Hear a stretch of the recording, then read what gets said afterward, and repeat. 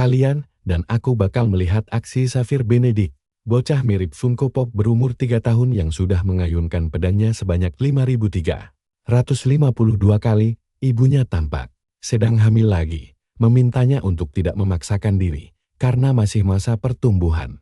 Tapi si bocah sangat fokus berlatih. Sementara ayahnya malah senang melihat anaknya giat berlatih daripada main tanah. Memang benar sih, tapi tiba-tiba saja, pedang kecilnya tergelincir dari tangan, berputar di udara, lalu menancap kuat di batang pohon. Melihat hal itu, ayahnya yang usil langsung saja mengejeknya habis-habisan. Katanya dia masih jauh dari kata ahli pedang, padahal umurnya baru 3 tahun. Nah, ketika si bocah melompat untuk mengambil pedangnya, tapi tidak sampai. Tiba-tiba sebuah energi misterius muncul dari tangannya. Pedang itu langsung terlepas dari pohon dan terbang kembali ke genggamannya. Sang ayah dan ibunya yang sedang hamil langsung berlari menghampiri karena tidak percaya dengan apa yang baru saja mereka saksikan. Si Xavier, tokoh utama kita dengan nama bapak-bapak ini, bilang dia cuma membayangkan pedangnya kembali dan senjata itu menurut ayahnya langsung memujinya setinggi langit. Tidak menyangka anaknya punya bakat sihir sahabat ini. Sang ibu sangat terharu melihat bayi mungilnya lahir dengan bakat sihir. Tapi ayahnya langsung menggendong Xavier dan bertekad akan mendidiknya menjadi ksatria sihir terkuat mulai hari ini juga. Jelas saja latihan ekstrem ini tidak dimulai hari ini juga. Mana ada bocah berumur 3 tahun yang bisa mengayunkan pedang sehebat itu tanpa adanya rahasia besar di masa lalu mereka. Mari kita putar balik waktu sejenak. Terlihat tumpukan mayat dan lautan darah. Umat manusia mengira mereka hampir memenangkan perang besar ini. Tapi kabar buruknya, semua teman seperjuangan Xavier sudah tewas. Bahkan adik perempuannya yang sedang dikandung ibunya di masa sekarang, tewas sebelum sempat dilahirkan ke dunia. Dan kini, tepat di hadapan Xavier, berdirilah sang Raja Iblis pembawa petaka bernama Patrick. Raja Iblis yang namanya sangat biasa itu, memuji kegigihan Xavier karena berhasil bertahan sejauh ini. Namun, dia menegaskan bahwa hari ini adalah akhir dari perjalanan hidup sang ksatria manusia. Kaum iblis akan segera bangkit kembali. Xavier langsung melompat menyerang. Sementara Patrick tersenyum licik dan berkata mereka akan bertemu lagi. Tebasan dahsyat Xavier langsung meledakkan sekeliling mereka dengan luar biasa. Perhatikan baik-baik di bagian ini. Xavier mendekat dan mengambil inti Raja Iblis, sumber kekuatannya. Jika dia menghancurkannya sekarang, monster itu tidak akan pernah bisa bangkit lagi untuk selamanya. Sayangnya, inti itu justru akan meledak hebat. Xavier panik karena tidak ada satupun sekutu tersisa untuk menahan ledakan sihir tersebut. Ya iyalah, jika semua orang sudah mati, siapa lagi? Dia berpikir seandainya saja memiliki sedikit bakat sihir, kemenangan pasti sudah di tangan. Namun, meski semua pengorbanan telah dilakukan, mereka tetap kalah hari ini. Teman-temannya pasti akan sangat kecewa. Kegagalan setelah melewati banyak pertempuran berat ini terasa sangat menyakitkan. Jika saja dia lebih kuat, lalu ledakan terjadi, dan kesadarannya menghilang saat dia sangat mendambakan kekuatan sihir dalam dirinya. Tiba-tiba di sebuah rumah, dia membuka mata dan melihat wanita asing berkata bayinya telah lahir. Dan begitulah awal mula reinkarnasi pahlawan kita. Untungnya, dia masih mengingat seluruh ingatan masa lalunya. Anehnya, dia tumbuh sangat cepat dan berlatih keras seperti orang yang tidak punya kesabaran. Benda pertama yang dia pegang adalah pedang. Bakat alaminya hanya bertujuan untuk menjadi ksatria terkuat di dunia. Di bab berikutnya, dia terlihat giat berlatih di tengah hutan belantara. 4998-99. Bocah ini merasa seperti Rockplay saja. Di umur 12 tahun, bayang-bayang Raja Iblis masih menghantuinya. Dia bertekad menghabisi musuhnya, lalu mengayunkan pedang hingga menciptakan gelombang angin yang meratakan hutan. Latihan gila demi mengalahkan Raja Iblis. Dia kelelahan, lalu bersandar di pohon, memikirkan menu latihan berikutnya. Tak disangka, dia malah mengeluarkan buku tebal, lalu mulai belajar dengan giat. Sangat efisien dan pintar, dia melatih ilmu pedang di hutan sambil melompat-lompat menembakkan bola api yang menghasilkan ledakan besar. Padahal musuhnya belum terlihat, tapi dia sudah menghancurkan pegunungan sekitarnya. Kalian pasti mikir latihan ini terlalu berlebihan, tapi setelah itu, rumor mulai menyebar di kota tentang para bangsawan yang mendadak datang untuk melakukan penyelidikan rahasia di wilayah mereka. Warga merasa senang karena hama di kota akan dibasmi. Namun layaknya masyarakat modern, mereka juga mengeluh bahwa kedatangan para bangsawan itu sebenarnya hanya untuk merampas seluruh sumber daya alam mereka. Sementara itu, Xavier berjalan santai menyusuri kota sambil menyapa Suster Maria, Paman Jacek, dan warga lainnya. Setahunya, kota terpencil ini dipimpin oleh seorang bangsawan tamak bernama Von Jim Klaus. Pemimpin itu bersama pelayannya sangat dibenci oleh kalangan bangsawan lain. Mereka sering menghilang saat ada masalah, dan tipe pengkhianat kerajaan yang rela menjual apa saja demi mendapatkan tumpukan uang. Di kehidupan lalunya, manusia menderita akibat pengkhianatan para bangsawan egois seperti itu. Tiba-tiba saja, seekor kuda menabrak apel dagangan seorang kakek buah hingga berserakan di jalanan berdebu. Saat kakek itu memungutnya, seorang pengawal justru mencambuknya dengan kejam. Xavier menatap mereka dengan tatapan dingin penuh amarah. Karena para bangsawan angkuh itu memaksa semua orang menepi demi rombongan mereka. Di antara rombongan itu ada Ian Klaus, bocah bangsawan berumur 10 tahun yang memerintahkan rakyat jelatan menghibur dirinya. Dia lalu melirik ke samping dan melihat seorang gadis kecil yang ketakutan. Ada yang salah dengan otak bocah bangsawan ini. Dia mendekat untuk membuat onar, mengambil sepotong roti, lalu bertanya harganya. Penjual tua yang ketakutan langsung bilang dia boleh mengambil semua roti itu gratis. Namun dia jelas punya niat buruk. Sambil berkata harus patuh pada aturan kota, dia melemparkan 3 koin emas ke meja, lalu meminta kembalian yang sangat mustahil untuk dipenuhi. Sang penjual, di luar nalar, bocah manja ini meminta gadis kecil itu sebagai uang kembaliannya. Si nenek panik karena tidak punya kembalian sebesar itu. Dan tebakan kalian pasti benar tentang apa yang terjadi selanjutnya. Semua orang cemas memikirkan nasib buruk gadis malang tersebut. Penulisnya mungkin lupa kalau bangsawan jahat ini masih bocah 10 tahun. Beruntung, protagonis kita siap memberikan pelajaran berharga demi menyelamatkan gadis itu. Xavier sudah memegang gagang pedangnya, siap mengirim bocah itu ke neraka. Namun dia mengurungkan niatnya karena tidak ingin menarik perhatian publik demi kelancaran misi. Rahasianya yang jauh lebih penting saat ini. Sihir adalah kartu as miliknya, jadi lebih baik dirahasiakan terlebih dahulu. Dia memutuskan memberi pelajaran secara diam-diam. Dari atas atap gedung, Xavier membidik sasaran empuknya dengan sangat tenang dan fokus. Meski serangannya nanti terdeteksi dari atap, tidak ada yang punya waktu untuk mengejarnya. Di bawah, Klaus berteriak sombong menanyakan, apakah warga takut kepadanya? Padahal dia merasa sudah membayar dengan harga pantas. Saat tangan kotornya hendak menyentuh sang gadis, tiba-tiba gelembung air besar mengurung kepalanya. Klaus mulai kehabisan napas dan tenggelam. Para pengawalnya panik berteriak melihat tuan muda mereka yang mendadak sekarat. Namun tidak ada yang bisa membantunya. Di saat Klaus hampir pingsan, gadis kecil itu melihat Xavier dari kejauhan sedang merapalkan sihir tersebut. Cerdasnya, gadis itu memilih pura-pura tidak melihat apapun demi keselamatannya. Xavier membiarkan bocah menyebalkan itu megap-megap selama 2 menit penuh tanpa membiarkannya mati. Tiba-tiba, seorang pria bernama Tuan Habus muncul di sana. Dia mengacungkan tongkat sihirnya dan langsung membatalkan mantra air tersebut. Si bangsawan kotor itu langsung jatuh tersungkur ke tanah layaknya tumpukan sampah basah.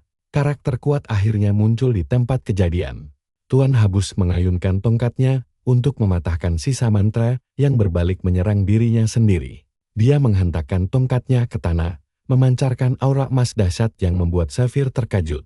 Pria itu diam sejenak, lalu matanya langsung menatap tajam ke arah persembunyian Xavier. Menyadari hal itu, Xavier langsung melarikan diri. Para prajurit panik ingin membawa Klaus ke tabib terdekat. Namun dia menepis mereka semua dan malah menuduh sang gadis kecil yang menggunakan sihir terlarang itu agar bisa menjebloskannya ke dalam penjara bawah tanah. Tentu saja ibu dan anak itu membantah karena mereka sama sekali tidak tahu cara menggunakan sihir. Saat Klaus hendak memukul mereka, Habus menahannya dan memperingatkan bahwa tindakan kasarnya sangat tidak pantas bagi nama baik keluarga Klaus. Klaus menyuruh sang profesor diam. Namun Habus memperingatkan bahwa ayahnya tidak akan senang mendengar kekacauan ini. Mengingat reputasi kejam ayahnya, bocah nakal itu langsung panik ketakutan setengah mati. Kita jeda dulu di rumah Benedict saat bocah itu makan dengan lahap. Dan orang tuanya mulai membahas para bangsawan mencurigakan itu. Yuk ikut gue bahas cerita kocak ini, dimulai saat penagih pajak datang. Ibu bilang ada rumor pewaris muda diserang orang. Si ayah malah ketawa kencang dan bilang anak itu memang pantas dihajar. Lalu Helena, adik si tokoh utama, bilang pelakunya penyihir air. Dia curiga jangan-jangan kakaknya sendiri yang lagi duduk di sana. Si kakak langsung tersedat dan membantah. Mana mungkin dia senekat itu, kan dia cuma latihan di hutan. Sang ibu menyuruh Helena berhenti mengada-ada dan segera belajar sihir. Mana mungkin itu kakaknya. Tapi Helena malas banget, dia maunya langsung mempraktikkan sihir. Bukan cuma duduk diam dan menghafal teori sepanjang hari. Sementara itu, si ayah mengeluh susah makan karena musim pajak selalu berat bagi mereka. Tapi si ibu bilang mereka harus bersyukur, karena setelah bayar, para penagih itu bakal hilang selama setahun penuh. Tinggal 2 hari lagi, masa-masa menyebalkan ini lewat. Ibu menyuapi si kecil, lalu ayah menawari Zafir latihan tanding. Tapi Zafir langsung menolak, membuat ayahnya heran, karena dia melewatkan kesempatan emas berlatih. Dengannya, kesempatan berlatih dengan pendekar pedang terkenal yang sudah kenyang asam garam pertempuran. Tapi Zafir malah berdiri dan beralasan ada urusan lain, jadi lain kali saja. Lagi pula, dia memberi nasihat menohok pada ayahnya. Katanya, ayah harus melatih otak, jangan otot saja. Bayangkan, dikatai bodoh secara cuma-cuma oleh anak usia 12 tahun itu luar biasa. Adiknya ingin ikut latihan, tapi Zafir menyuruhnya kembali belajar dan membuat ramuan obat. Jadi saat dia terluka, dia bisa mengandalkannya karena Helena punya bakat luar biasa dalam meracik ramuan di kehidupan lalunya saat usia 16 tahun. Adiknya sudah menjadi salah satu produsen ramuan terbaik di dunia. Namun ketika Zafir tertahan selama 2 tahun di garis depan melawan iblis, rumah mereka diserang dan Helena tewas. Padahal saat itu, dia hampir menciptakan penawar racun Volado. Sebuah penyakit mengerikan yang mematikan. Wabah yang memuaskan pandemi dan melenyapkan sepertiga populasi kastil tulang. Makanya di kehidupan kali ini, dia harus dilindungi bagaimanapun caranya. Sementara itu di tengah kota, si bodoh Klaus malah kena tampar keras sekali. Nah, perhatikan baik-baik bagian ini. Ayahnya yang kejam menamparnya tanpa peduli, lalu menyuruhnya diam. Dia bertanya apa benar Klaus bersikap kurang ajar pada Tuan Habus. Klaus sangat murka karena ayahnya membela seorang pengawal dibanding anaknya sendiri. Tapi pria tua itu justru menyebut putranya sebagai aib keluarga. Dia menilai Klaus tidak paham apa saja pengorbanan untuk mempertahankan gelar bangsawan mereka. Anak manja itu menganggap remeh hal tersebut. Klaus merasa semua itu tidak penting karena dia punya banyak pelindung dan hak istimewa. Sang ayah langsung meneriakinya bodoh. Kekuatan bangsawan berasal dari militer. Dan Habus adalah penyihir agung terkuat di keluarga mereka. Habus adalah pilar utama yang menjaga posisi mereka. Bukan sampah tak berguna seperti putranya sendiri. Pantas saja mental Klaus agak terganggu. Perlakuan ayahnya memang sangat ekstrem dan tidak masuk akal dalam mendidiknya. Sang ayah bahkan tega bilang anak bisa selalu diganti. Tinggal hamili wanita lain, lalu lahir anak baru. Klaus langsung laris sambil menangis. Memang mustahil bisa tumbuh normal jika punya orang tua sekejam itu. Ayahnya tidak peduli dan berharap bocah itu merenungi ucapannya. Klaus berkeliaran di kota dengan perasaan hancur. Heran kenapa ayahnya yang terkutuk itu justru lebih membela seorang pelayan daripada darah dagingnya sendiri. Baginya, ini semua salah bajingan yang menggunakan sihir padanya tempo hari. Begitu dia tahu siapa pelakunya, orang itu bakal membayar mahal. Sementara itu di sudut kota lain, di bawah langit senja yang jingga, terlihat seorang gadis kecil yang manis. Dia adalah Cecily, teman sang protagonis. Zafir bertanya ada apa, dan Cecily mengucapkan terima kasih atas kejadian sebelumnya. Zafir langsung salah tingkah dan bingung harus menjawab apa. Namun Cecily tersenyum lalu menyodorkan sekantong buah kecil padanya. Zafir tersadar rahasianya sudah terbongkar. Gadis itu tahu dia mahir menggunakan pedang sekaligus sihir hebat. Cecily kemudian menyuruhnya untuk santai saja. Dia berjanji akan menjaga rahasia asalkan Zafir mau menunjukkan kemampuan aslinya. Zafir masih berusaha mengelak seolah tidak punya bakat apa-apa. Tapi mustahil bisa membohongi Cecily yang sangat peka ini. Memang orang-orang dari masa depan tidak ada yang waras. Teman masa kecilnya yang dulu berjuang bersamanya di garis depan selama bertahun-tahun adalah pendekar pedang jenius dengan intuisi tanpa tanding. Sayangnya dia tewas dibunuh bangsa Surya sebelum perang usai. Berarti dia baru saja mati, lalu langsung berinkarnasi juga. Sekarang dia malah mengajak bekerja sama sambil merona merah, membuat Zafir jadi salah tingkah. Zafir akhirnya setuju, asal tempat latihan mereka jauh dari keramaian kota. Malam pun tiba, dan tampak seseorang sedang memukuli pohon dengan kesal. Itu Klaus, yang makin marah setiap kali mengingat kejadian tadi siang. Bocah itu tidak mungkin sekuat itu, jadi kenapa ayahnya justru mengunggulkan orang asing? Tentu saja tangannya langsung kesakitan. Dia cuma anak-anak yang belum pernah memegang pedang atau berlatih fisik sekalipun dalam hidupnya. Klaus hanya berdiri, merutuki nasib sambil menyumpahi ayahnya sendiri yang tidak menghargainya. Namun tiba-tiba, ada sesuatu yang menginjak punggungnya. Sesosok penyihir hutan bermata raksasa sudah bersiap untuk menyerangnya dari belakang. Bocah itu menoleh ke belakang, dan makhluk itu hampir saja menebasnya. Dia tersungkur ke tanah dengan sangat konyol, lalu saat berbalik, dia melihat sesosok monster raksasa berliur tepat di depan matanya. Klaus berteriak meminta tolong, panik, karena tidak ada siapapun di sana.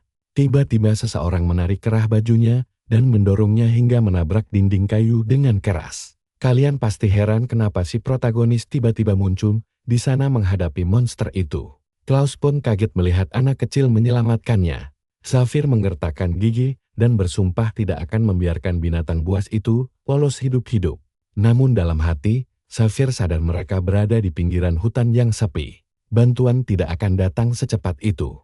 Hal ini membuatnya heran, kenapa monster berbahaya seperti ini bisa berkeliaran begitu dekat dengan kota. Kemungkinan besar gerombolan iblis sudah mulai bergerak lagi. Monster itu tiba-tiba merong keras lalu melompat menyerang Zafir. Beruntung dia sigap melompat mundur untuk menghindari hantaman cakar raksasa tersebut. Dia langsung menyelinap ke sisi kanan monster itu, memulai baku hantam sengit layaknya pertarungan Dragon Ball. Masalahnya, senjata biasa sulit melukai monster magis. Tapi berkat latihan kerasnya, dia masih sanggup bertahan. Sampai akhirnya dadanya terkena hantaman keras hingga dia terpental ke belakang. Cecily dan Klaus yang menonton di belakang hanya bisa terpaku. Zafir ingin memakai sihir, tapi keberadaan si anak bangsawan merusak rencananya. Dia bisa mempercayai Cecily, tapi si manja Klaus pasti akan membocorkannya. Jadi dia harus mengalahkan monster ini murni dengan fisik, yang jelas tidak akan mudah dilakukan. Meski begitu, dia berusaha membuang rasa takutnya. Jika dia bertekad menjadi orang yang akan membantai Raja Iblis nanti, dia tidak boleh gentar menghadapi kerikil kecil ini. Dia kembali menerjang maju, bertekad menghabisi monster itu tanpa bantuan sihir sedikit pun. Ini mungkin pertarungan pertamanya melawan monster di kehidupan baru ini. Tapi di kehidupan lalu dia sudah membantai ribuan monster. Dia berlari kencang lalu berbelok kiri, menyelinap tepat di bawah lengan makhluk itu. Zafir sangat paham titik lemah mereka walau tanpa sihir. Saat menunduk melewati lengannya, dia melancarkan tebasan telak yang merobek dada monster itu, hingga tanah di sekitarnya hancur. Darah menyembur deras, dan monster itu roboh. Klaus terperangah tidak percaya melihat seorang anak kecil sanggup membantai monster magis. Sendirian, Zafir yang kelelahan langsung jatuh terduduk. Sementara Cecily panik memanggil namanya sambil berlari mendekat untuk menolong temannya itu. Zafir bangkit dan berkata dia hanya sedikit lelah, yang penting mereka semua selamat. Namun tiba-tiba Klaus berteriak panik menyuruh mereka melihat ke belakang. Monster yang barusan ditebas ternyata langsung berdiri tegak kembali. Zafir terkejut melihat luka monster itu menutup dengan cepat. Dia tahu ada yang tidak beres, lalu mendorong Cecily dan menyuruhnya kabur. Cecily menolak pergi tanpanya, tapi Zafir membentak bahwa dia hanya akan menghambatnya. Cecily akhirnya mengalah, menarik tangan Klaus lalu lari sekencang mungkin. Klaus sempat ragu meninggalkan Zafir, tapi Cecily menegaskan mereka harus segera mencari bantuan orang dewasa. Kejadian ini terasa sangat aneh bagi mereka berdua. Coba kalian pikir, masa si Klaus mau dijadikan rekan satu tim protagonis kita? Tapi ya sudahlah, monster itu sekarang mengabaikan Zafir dan mengincar dua anak yang kabur tadi. Dengan sangat buas, Zafir berteriak memaki monster itu, lalu melempar pedangnya tepat ke arah kepala. Tapi berhasil ditangkis dengan mudah. Untungnya pedang itu jatuh tidak jauh dari sana. Sehingga dia bisa berlari mengambilnya kembali dengan cepat. Dia berpikir, jika bisa memancing monster ini, masuk lebih dalam ke hutan. Dia akhirnya bebas menggunakan kekuatan sihirnya. Rencananya berhasil, monster itu mengejar sambil mengamuk menghancurkan pepohonan. Tiba-tiba cambukan ekornya melesat cepat ke arahnya, mengikis batang kayu dan mengarah lurus ke punggungnya. Zafir berbalik menangkis serangan tersebut, namun cakar besar monster kembali menerjang. Dia menahan dua sabetan tajam dengan pedangnya, tapi sayangnya serangan ketiga telat mengenai tubuhnya. Dia terpental jauh hingga menghantam pohon dengan keras. Sisi positifnya, karena tidak ada orang lain lagi di sini, dia sekarang bebas menggunakan sihir sepenuhnya. Saat monster itu menerkam untuk menggigitnya, Zafir langsung menyendok segenggam pasir tanah. Sobat, mari kita lihat bagaimana dia melempar benda itu ke matanya. Gak masuk akal. Lihat ukuran mata segede itu, gak mungkin tertutup semua. Tapi monster itu malah buta sebelah. Dia cuma mau mengulur waktu agar mereka berdua bisa kabur cukup jauh. Asli, dia masih saja khawatir kalau anak itu bakal melihatnya.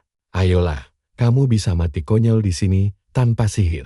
Berdiri di tepi tebing, tapi masih sempat-sempatnya berjudi dengan nyawa. Di momen itu, dia sadar gak bisa mundur lagi. Dia menciptakan bola api raksasa yang kelihatan keren banget.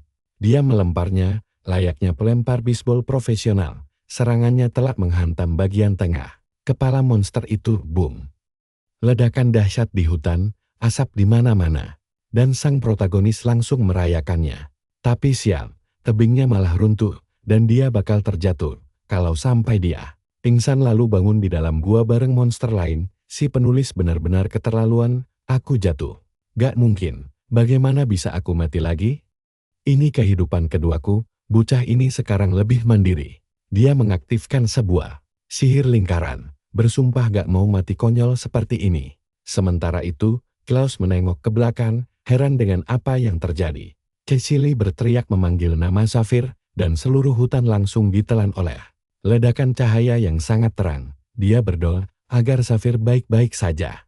Lalu adegannya memperlihatkan sang protagonis masa depan terkapar di tengah kawah besar. Oi, ternyata itu dia saat masih kecil. Melihat masa lalunya, dia menatap dengan wajah sedih, karena melihat semua orang terbaring tak bernyawa selamanya. Bocah itu sadar kalau kilasan hidupnya sedang berputar kembali. Sepertinya dia benar-benar mati kali ini, padahal setelah menjalani seluruh hidupnya bertarung melawan Raja Iblis, berinkarnasi, lalu dapat kesempatan kedua ini. Semuanya malah berakhir kacau begini, tapi dia menolak menyerah. Apapun yang terjadi, dia bersumpah akan melindungi semua orang yang ada di dunia ini. Kembali ke hutan, bocah, punggungmu sampai membuat kawah besar di tanah, dan kamu masih bisa bangun. Aura karakter utama yang sangat luar biasa. Dia mencoba mendorong dirinya sendiri untuk berdiri, berusaha mencari tahu di mana dia berada dan apakah dia benar-benar masih hidup. Kepalanya pusing luar biasa, dan ya ampun, ada patahan tulang yang menembus kakinya. Komikusnya sadis banget, jarang-jarang ada detail gambar seperti ini, tapi lupakan saja. Sang protagonis langsung mengaktifkan mode lock terbeda dengan memasukkan kembali tulangnya dan menutup kulitnya. Gampang banget, aku kembali hidup, mari kita main bola sekarang. Tapi dia merasa langit-langit sedang memanggilnya. Dirinya, partikel cahaya aneh mulai menuntun jalannya. Masalahnya, dia malah terjatuh telantang lagi karena benar-benar kehabisan tenaga dan kelaparan. Setengah mati, dia menoleh ke samping, sempat terpikir untuk memakan daging monster yang sudah dia panggang itu, tapi sadar itu tidak mungkin. Daging makhluk seperti itu jelas tidak ramah untuk dikonsumsi manusia. Dia bisa keracunan. 3 hari berlalu tanpa ada pergerakan. Jadi ya, rencana main bola tadi batal total. Dia kelaparan, bahkan merasa ajalnya sudah dekat. Nah, disinilah bagian serunya. Mari kita perhatikan apakah dia bakal merangkak dan memakan daging itu. Butuh waktu 72 jam hanya untuk melakukan itu. Pilihan terburuknya memang sudah pasti terjadi kalau dia cuma diam di sana. Jadi pilihan terbaik adalah bergerak. Matematika sederhana. Dia kesal setengah mati karena harus bergantung pada daging monster untuk bisa bertahan hidup. Dia menarik napas dalam-dalam, mengumpulkan keberanian, lalu mulai menggigitnya. Dia berkata, "Aku akan melakukan apa saja demi bisa bertahan hidup." Dia melahap potongan besar daging makhluk itu, dan akhirnya perutnya kenyang. Di adegan berikutnya, dia terlihat berjalan. Menggunakan tongkat kayu, kaki bekas tulang yang menembus kulit tadi masih belum sembuh total. Dan dia masih sering tersandung layaknya orang bodoh. Konyol banget melihatnya. Lagi pula, kalau menggambar anak kecil dengan kaki patah, jangan sampai dia langsung bisa berlari kencang di bab berikutnya. Dia terus berjalan pincang, sampai sesosok bayangan ramping muncul di belakangnya dan bertanya, apakah kakinya sakit? Dia berbalik dengan kaget dan bertanya, siapa yang ada di sana? Suara dari balik cahaya itu memperingatkan jika luka itu tidak segera diobati, infeksi parah akan membunuhnya. Jika dia mau mendekat, lukanya bisa disembuhkan. Itu satu-satunya jalan keluar. Dari tempat mengerikan ini, sang protagonis menyadari wilayah itu adalah jurang maut. Tempat dengan kepadatan mana yang sangat luar biasa. Dia bingung bagaimana bisa tersesat di tempat asing seperti ini. Cahaya misterius itu terus menyuruhnya mengikutinya. Atau jika dia ingin diam dan mati saja di sana, silakan saja. Dia mulai kesal, sangat yakin kalau sosok yang menantinya memiliki kepribadian yang sangat menyebalkan, tapi dia tetap mengikuti jalan yang ditunjukkan oleh energi aneh tersebut. Dia menerobos semak-semak, melindungi wajahnya dari silau cahaya, dan langsung menabrak patung marmer berbentuk wanita ramping. Dia bertanya heran, apa dia baru saja berbicara dengan patung itu, dan patung itu menjawab iya. Dia adalah Doyur, salah satu dari 3 dewi takdir yang menjaga akar pohon dunia. Sang protagonis sangat terkejut mengetahui kalau dewa ternyata benar-benar ada. Kamu pasti berpikir hal yang sama denganku. Kok bisa dia hidup seumur hidup tanpa tahu hal itu? Lalu energi misterius keluar dari belakang patung dan mulai melilit kakinya. Seketika, tubuhnya beregenerasi dan, ya ampun, patung itu berubah menjadi hidup. Dengan perbedaan lekuk tubuhnya yang begitu mencolok, kita semua tahu dia sosok yang sangat kuat. Dewi itu menanyakan namanya, tapi sang bocah ragu, apakah dia benar-benar seorang Dewi? Bagaimana mungkin makhluk sekuat itu bahkan tidak mengetahui namanya sendiri? Dewi itu mulai mencubit wajahnya berkali-kali, lalu menegaskan bahwa dia memiliki kekuatan besar, tapi bukan berarti dia tahu segala hal di dunia ini. Wajahnya memerah padam sambil bertanya, mengapa dia ditinggalkan di tempat ini. Dewi itu menjelaskan kalau pohon kehidupan telah diracuni dan tidak ada yang tahu penyebabnya. Sekarang dia terjebak di sini demi merawat akar agar pohon itu tidak mati. Di saat saudari-saudarinya bersenang-senang menikmati hangatnya matahari, dia malah menerima takdir yang lebih buruk daripada seekor goblin. Sang protagonis kemudian menyela bahwa dia pernah mendengar tentang legenda pohon dunia konon. Pohon itu menghubungkan surga, dunia manusia, dan dunia bawah, melambangkan keabadian, dan kabarnya segala kehidupan ada berkat pohon itu. Dewi itu memuji pengetahuannya, menganggapnya cukup pintar. Dia akhirnya memperkenalkan diri dengan nama Zafir. Namun, dalam hatinya dia berpikir kalau wanita ini sama sekali tidak terlihat seperti Dewi biasa. Lagi pula, jika sesosok Dewi muncul dalam sebuah cerita, dia pasti bakal menawarkan sebuah kesepakatan dengan senyum nakal di wajahnya.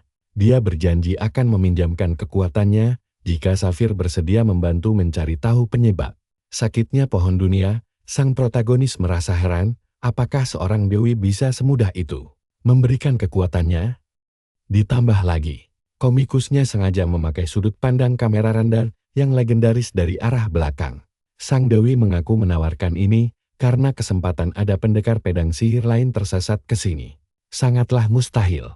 Zafir sangat terkejut karena Dewi itu langsung mengetahuinya. Menurut Dewi itu, semuanya terlihat jelas saat dia memeriksa tubuhnya. Terlebih lagi, dia sudah terjebak di sana selama 26 tahun dan merasa sangat bosan. Jika dia membantunya keluar, kesepakatan mereka sah. Sang protagonis merenungi nasib Dewi yang terkurung selama 26 tahun itu. Dia juga pernah melewati rentang waktu sepanjang itu di kehidupan masa lalunya. Dewi itu lalu bertanya, apakah ini kehidupan keduanya? Dia merasakan dendam dan keputusasaan yang teramat besar dalam satu tubuh. Masalahnya, seseorang dengan beban emosi seberat itu tidak akan bisa menggunakan kekuatannya dengan benar. Dia terperangam dan heran bagaimana Dewi itu bisa mengetahuinya. Baginya, melihat jiwa seorang anak kecil adalah hal yang sangat mudah. Sang protagonis mulai kesal, dan itu wajar saja. Mengapa para dewa membiarkan manusia mati mengenaskan seperti itu? Sang Dewi menjelaskan, tidak ada ras yang lebih unggul, baik dewa, iblis, maupun manusia. Semuanya setara. Memang benar dulu para dewa sering membantu manusia, tapi tindakan itu justru melemahkan ras mereka sendiri. Dia harus paham bahwa jika manusia selalu dibantu, mereka tidak akan pernah bisa melindungi diri mereka sendiri sampai sekarang. Jadi fokuslah untuk bertanggung jawab menyelamatkan duniamu daripada menyalahkan pihak lain. Ya, dia baru saja diceramai habis-habisan oleh Sang Dewi. Di adegan berikutnya, Sang Dewi membuat bola cahaya dan berkata pertemuan mereka selesai. Dia bisa kembali pulang, namun memperingatkan bahwa menguasai kekuatannya tidak akan mudah. Dan sayangnya dia tidak punya waktu luang untuk mengajarinya secara langsung. Di dalam bola cahaya itu, terdapat semua pengetahuan dasar yang dia butuhkan untuk belajar mandiri. Sang protagonis hanya terdiam tanpa berkata apa-apa. Sang Dewi meletakkan tangannya di atas kepala Zafir dan berkata, entah dia percaya atau tidak, kedatangannya ke tempat ini adalah takdir. Seiring waktu dia menggunakan kekuatan tersebut, semua pertanyaannya akan terjawab dengan sendirinya.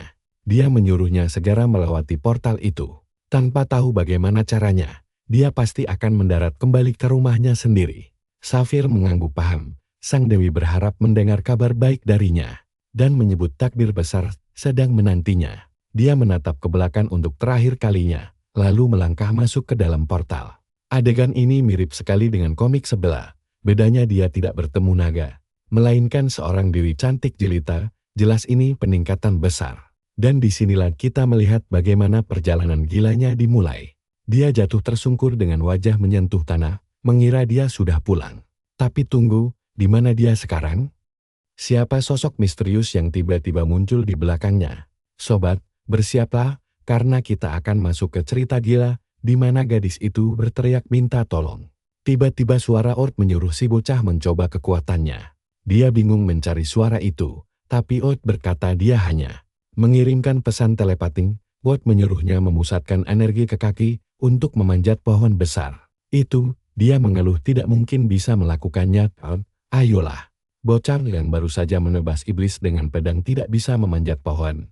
Yang benar saja, tapi tunggu, dia sebenarnya tidak memanjat secara biasa, melainkan satu lompatan raksasa langsung ke atas, bukan merayap dahan demi dahan.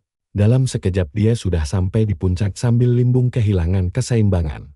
Namun dia mengakui bahwa gerakan tadi sangatlah mudah. Tubuhnya terasa sangat ringan, dan Ort menjelaskan bahwa selain fisiknya meningkat, penglihatannya juga akan jauh lebih tajam. Ort menyuruhnya untuk segera menguji kemampuan baru tersebut.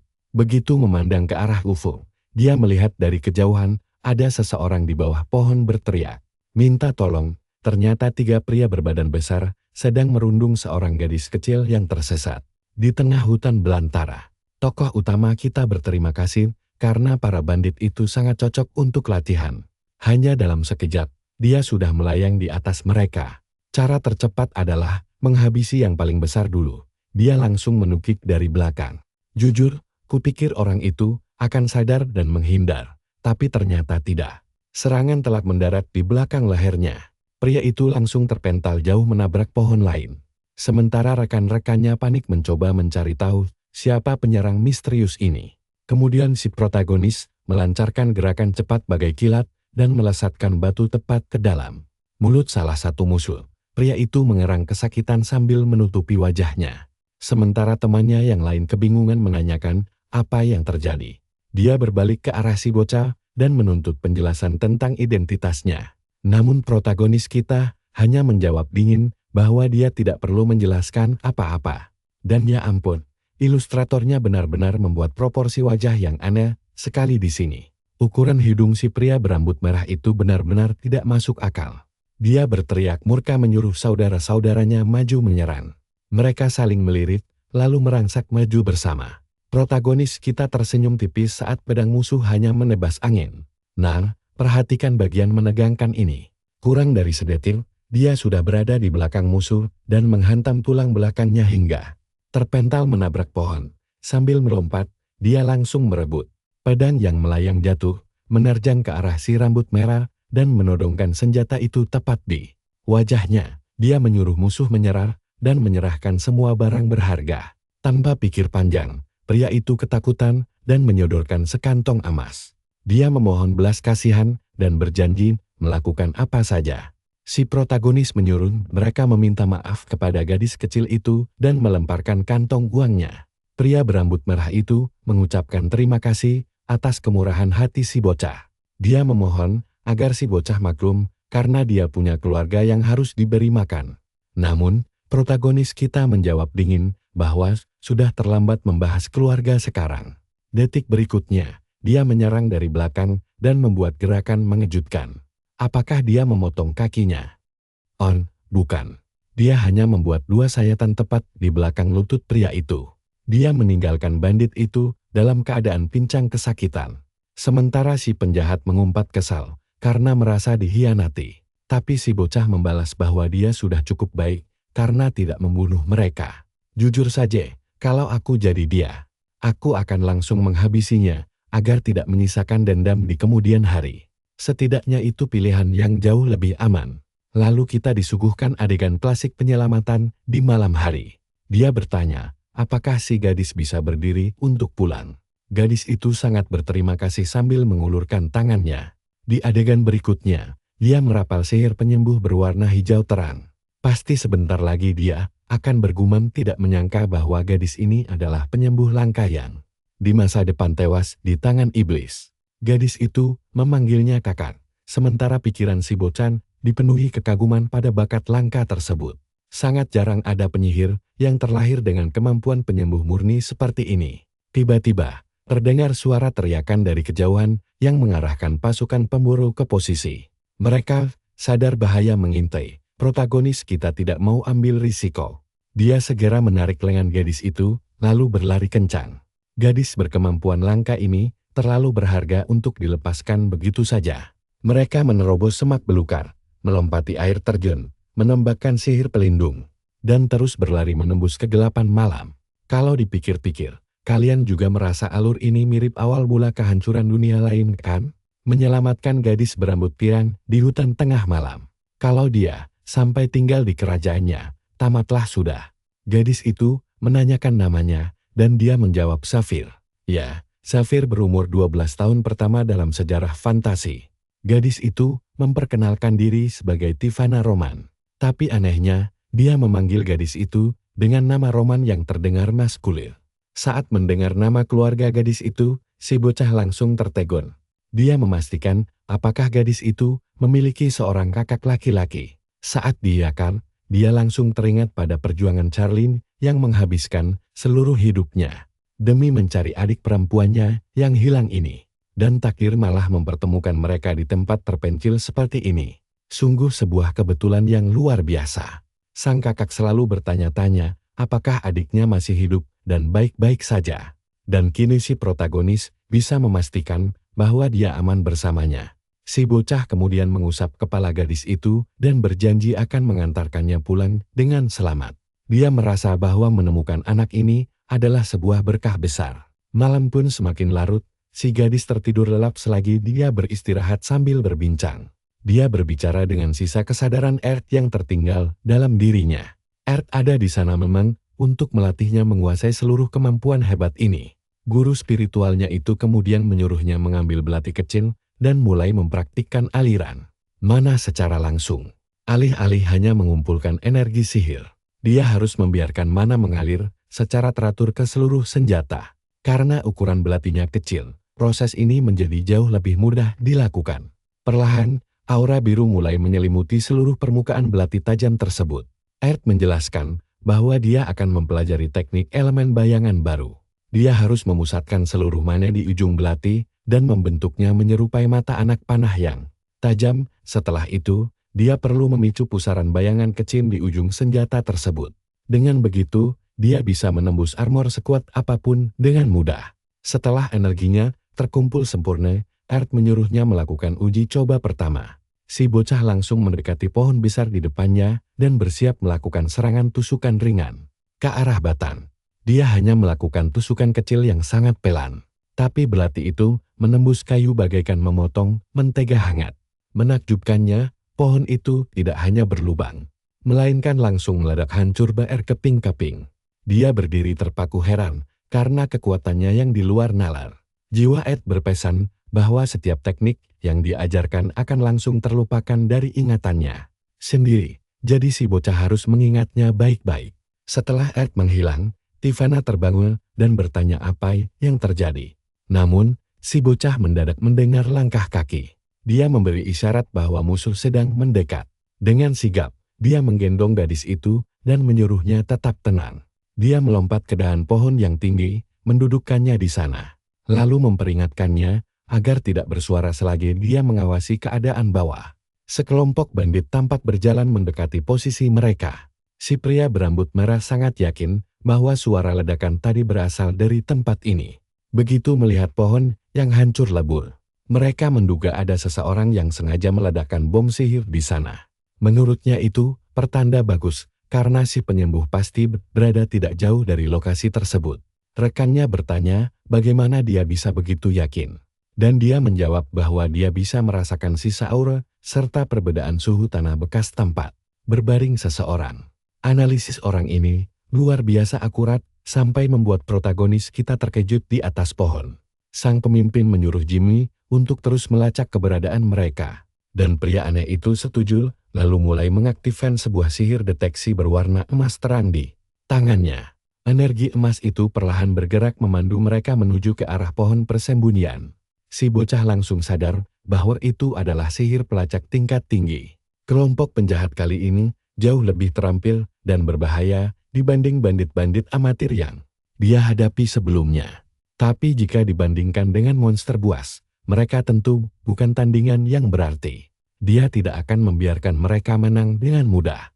Sihir pelacak itu akhirnya menerangi dahan atas pohon, membuat musuh berteriak bahwa targetnya telah ditemukan di atas sana. Pemimpin berambut abu-abu menyuruh rekannya bernama Bob untuk segera mengatasi masalah ini. Bob yang bermulut besar menyanggupinya dengan sombong. Di sisi lain, protagonis kita menyadari bahwa mereka bergerak terpisah. Dan ini adalah kesempatan emas yang sangat sempurna. Bob berdiri tepat di depan pohon dan mengancam akan merobohkannya jika target menolak untuk turun. Secara baik-baik, dia mulai mengayunkan kapak besarnya ke batang pohon hingga berguncang hebat. Terus memukulnya sambil berteriak menantang si bocah agar keluar. Di atas dahan, si bocah tersenyum puas karena semua rencana liciknya berjalan sesuai perkiraan. Kita kemudian dibawa kembali ke beberapa menit sebelumnya. Tepat sebelum si pria aneh itu mulai mengaktifkan sihir deteksi emasnya yang sangat merepotkan tadi. Trik yang cerdas sekali, karena tahu sihir pelacak akan mengikuti sisa energi sihir. Dia sengaja melemparkan bola air penuh mana ke pohon lain yang kosong. Itulah alasan mengapa kompas sihir musuh mendeteksi arah yang salah dan menyesatkan mereka semua. Sekarang Bob yang bodoh itu terus menebang pohon kosong dengan sia-sia selagi si bocah mengawasinya dengan santai. Protagonis kita berpikir, jika musuhnya sebodoh ini, dia akan dengan mudah melumpuhkan salah satu dari mereka terlebih dahulu tanpa membuang banyak tenaga. Kini Bob menderita sendirian seperti orang bodoh selagi si bocah bersembunyi dengan tenang. Sang protagonis berpikir, jika mereka melakukan kesalahan konyol begini, dia akan menyerang salah satu dari mereka terlebih dahulu saat kapak diayunkan, dan tetesan air dari dedaunan basah berjatuhan. Dia mengumpulkan butirannya untuk membentuk bola air di atas kepala si bandit. Rencananya menggunakan trik air yang pernah dia pakai pada Klaus. Bob menyadari keanehan ini. Namun semuanya sudah terlambat.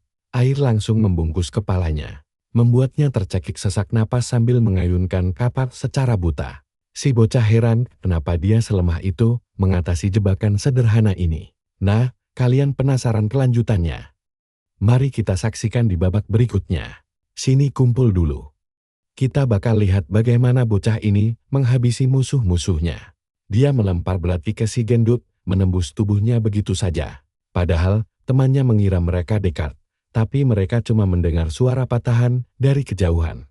Di kejauhan, salah satu dari mereka merasa ada yang aneh, karena suara tebangan pohon tiba-tiba hilang. Jangan-jangan target buruan mereka bisa sihir. Si bos bilang kalau itu benar, si Bob gendut pasti tidak punya kesempatan hidup.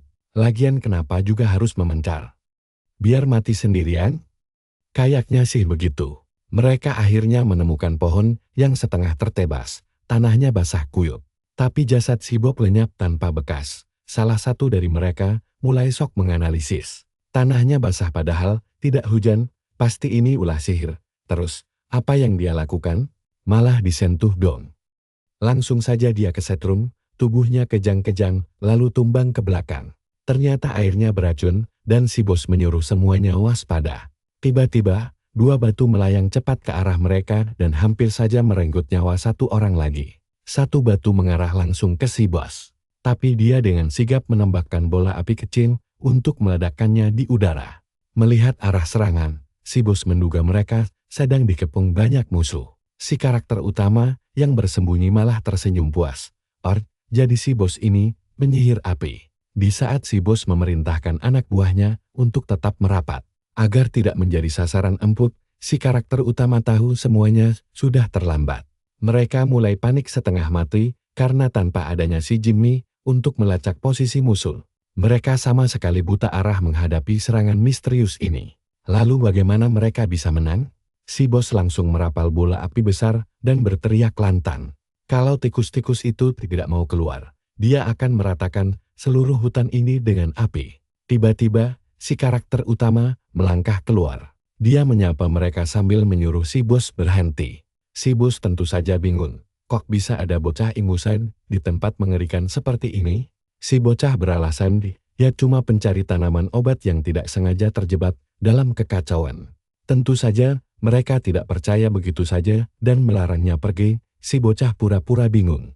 Saat dituduh telah membunuh teman mereka, dia mengelak sambil berkata, "Saya kan cuma anak kecil. Apa kalian sudah tidak waras lagi? Tapi kalau memang sedang mencari seseorang." Dia mengaku sempat melihat ada orang asing lewat dan bersedia memberitahu arahnya. Si bos berterima kasih dan berjanji jika informasinya akurat. Si bocah bahkan akan direkrut ke kelompok mereka. Tapi si bocah menolak karena orang tuanya sudah menunggu. Nah, perhatikan baik-baik bagian ini. Tiba-tiba si bos melemparkan bola api yang sangat dahsyat. Ledakannya menghancurkan sekeliling, tapi si bos langsung dibuat terkejut setengah mati. Si bocah menghilang dan tahu-tahu sudah ada di belakang dua anak buahnya. Karena melawan penyihir api secara langsung itu merepotkan. Dia butuh situasi 1 lawan 1. Dia pun mengurung kedua anak buah tadi di dalam bola air, sampai mereka tidak bisa bernapas. Sementara si bos AP malah menembakkan AP ke arah temannya sendiri demi mencairkan air itu. Karakter utama kita cuma bisa menyindir kalau semua penyihir api itu gampang emosian dan berotak tumpul.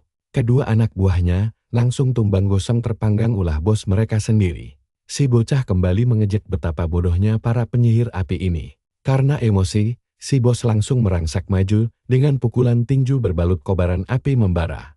Melihat kepalan api itu, karakter utama kita malah tersenyum santai. Dia menghindar ke kiri dengan mudah, berlari kencang, lalu memungut sebilah pedang di tanah.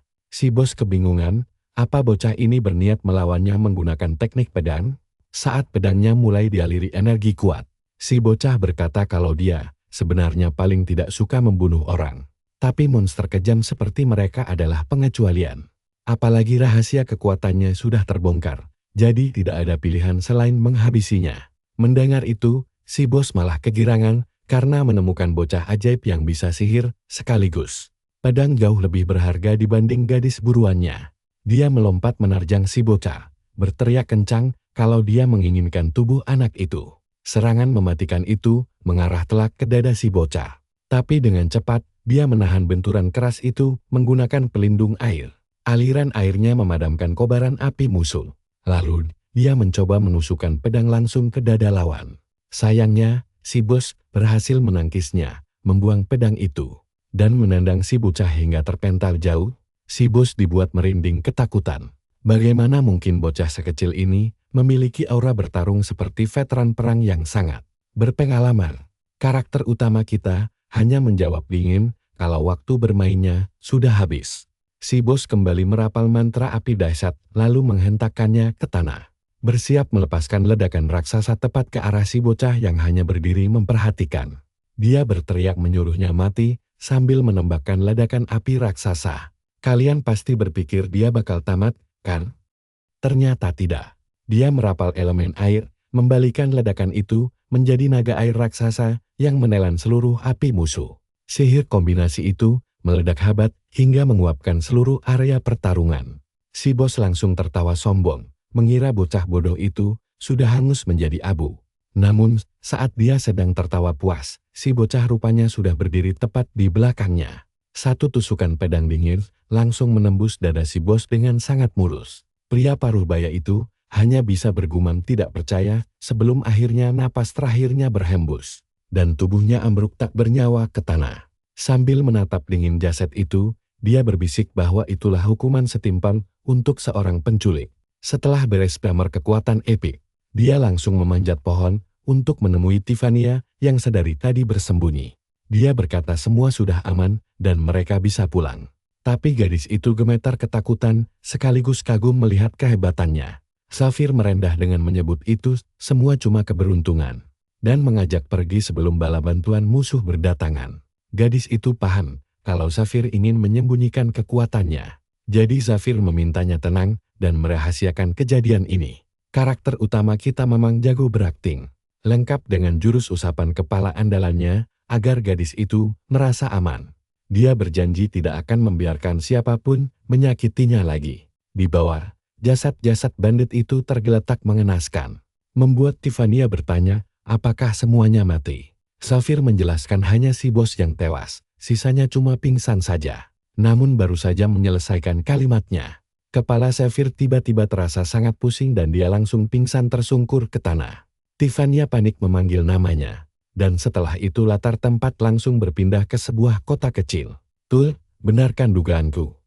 Seorang wanita paruh baya bertanya, apakah bocah penyelamat itu sudah sadar? Kepada Charlene, yang sepertinya adalah teman lamanya dari kehidupan lampau. Charlene menjawab dia akan segera memeriksa kondisinya. Alur ini mirip sekali dengan manhwa sebelah, tapi untungnya keluarga mereka tampak normal dan ramah. Wanita itu kembali mengingatkan agar mereka segera berterima kasih kepada sang penyelamat begitu. Anak itu siuman nanti. Charlene mengiyakan nasihat ibunya. Tak lama, Tiffania berlari masuk dengan riang. Kakaknya menyuruhnya tenang dan beristirahat.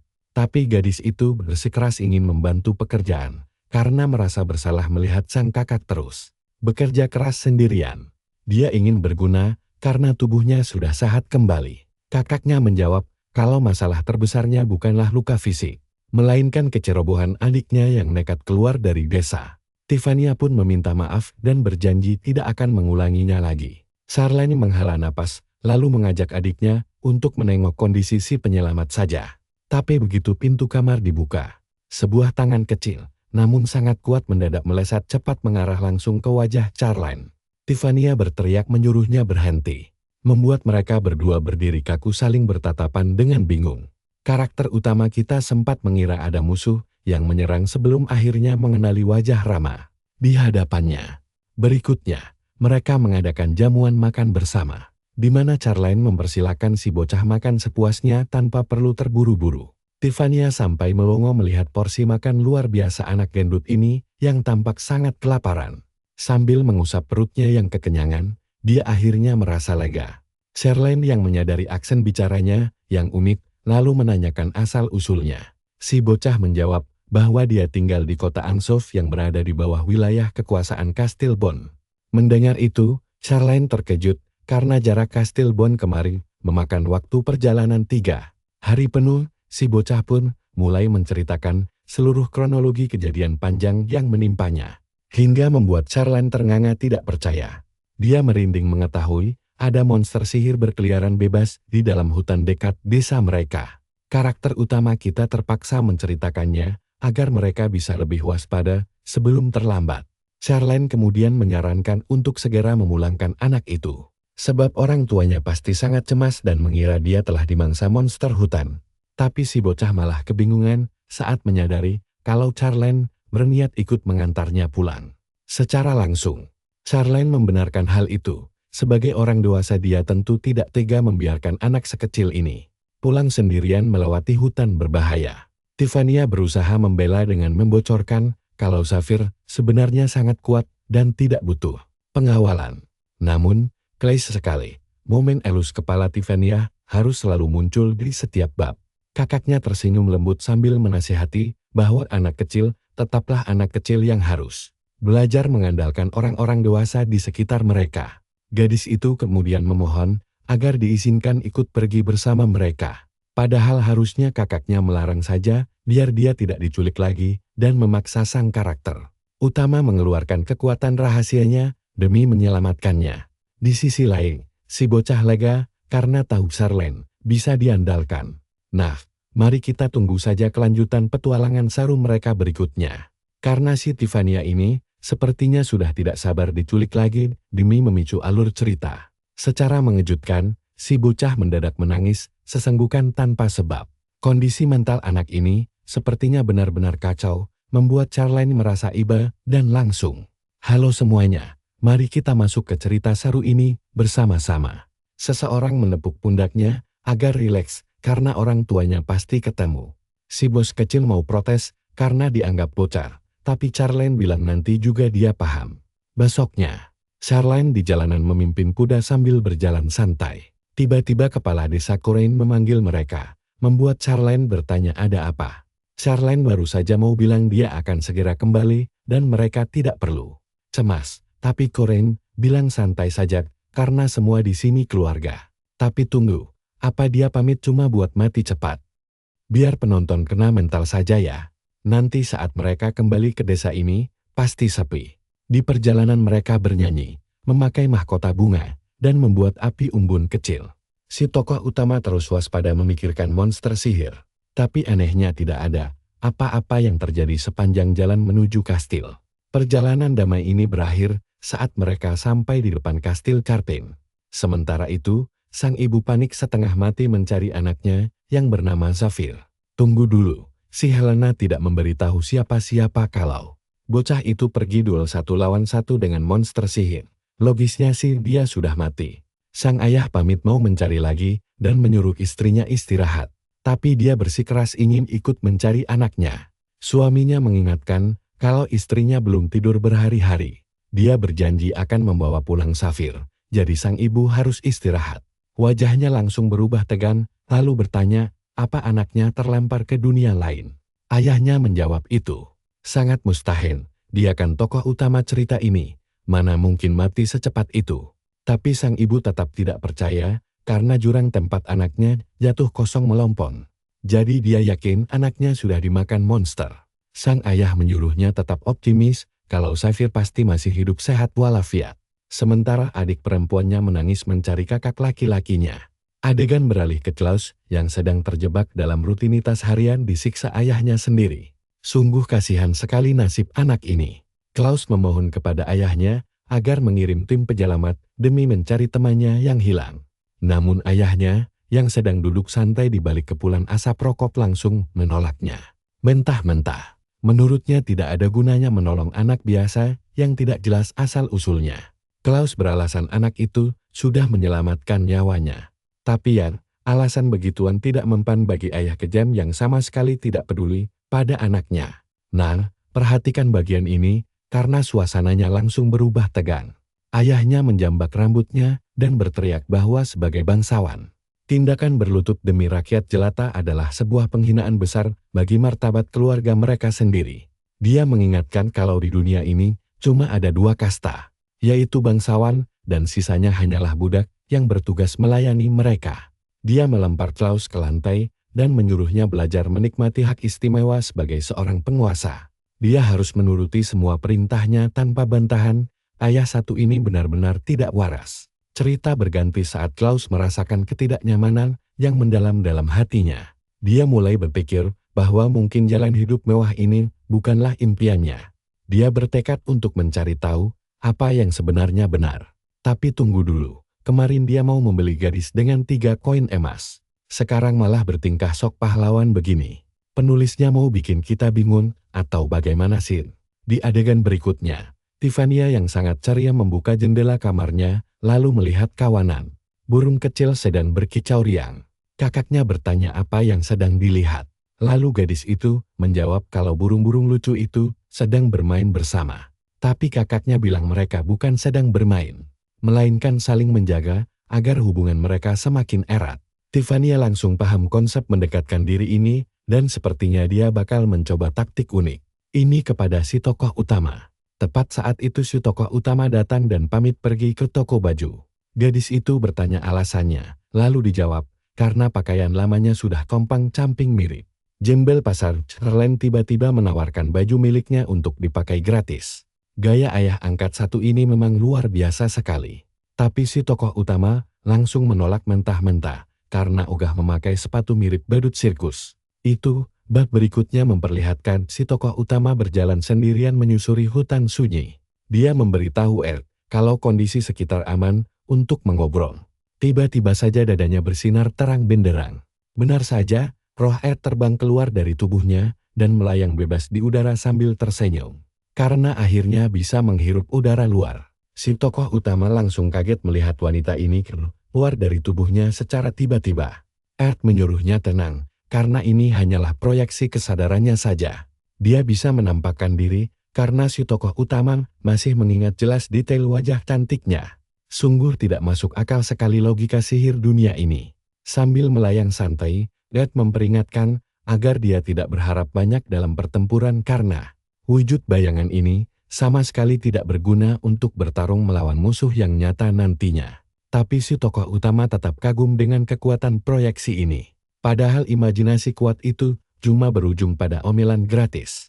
Si tokoh utama menggerutu kesal karena matanya pernah dikolok oleh Dewi menyebalkan satu ini.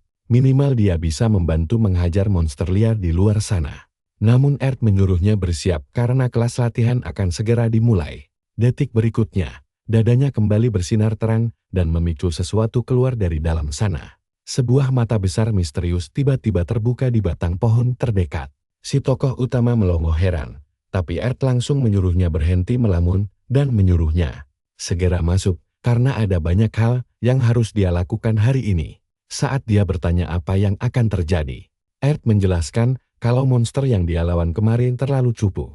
Makanya dia menyiapkan lawan tanding yang sepadan. Si tokoh utama tersenyum girang, padahal senyuman itu sebentar lagi bakal lenyap. Erd memperingatkan agar dia berhati-hati, karena jika mati terlalu sering di simulasi ini, dia akan langsung dinyatakan gagal. Si tokoh utama mengeluh ingin cepat pulang demi memberitahu orang tuanya kalau kondisinya baik-baik saja. Tapi Erd tidak mau mendengar alasan lagi dan langsung melempar tubuhnya masuk sebelum lubang pohon. Itu menutup rapat. Erd hanya berdiri diam membisu beberapa saat dengan balon kata kosong sebelum akhirnya menghilang tanpa jejak. Tiba-tiba si tokoh utama berpindah ke dimensi lain lengkap dengan layar status melayang bernama Safir Benedict yang menguasai sihir dan pedang. Tak lama kemudian, sebuah senjata tiba-tiba muncul di genggaman tangannya secara otomatis. Nah, coba kalian bayangkan perasaan si tokoh utama saat melihat belati andalannya muncul kembali di tangannya di depannya. Sepasukan golem batu besar mulai bergerak maju mendekatinya seolah ingin meremukkan tubuhnya dalam sekejap saja. Erd memberi bocoran tips, karena ini duel pertamanya. Tapi setelah ini dia harus bertarung sendirian tanpa bantuan.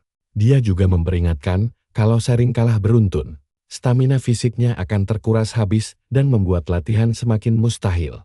Setelah memberi petunjuk singkat itu, dia mendoakan semoga beruntung. Begitu saja tipsnya. Sungguh pelit sekali Dewi satu ini.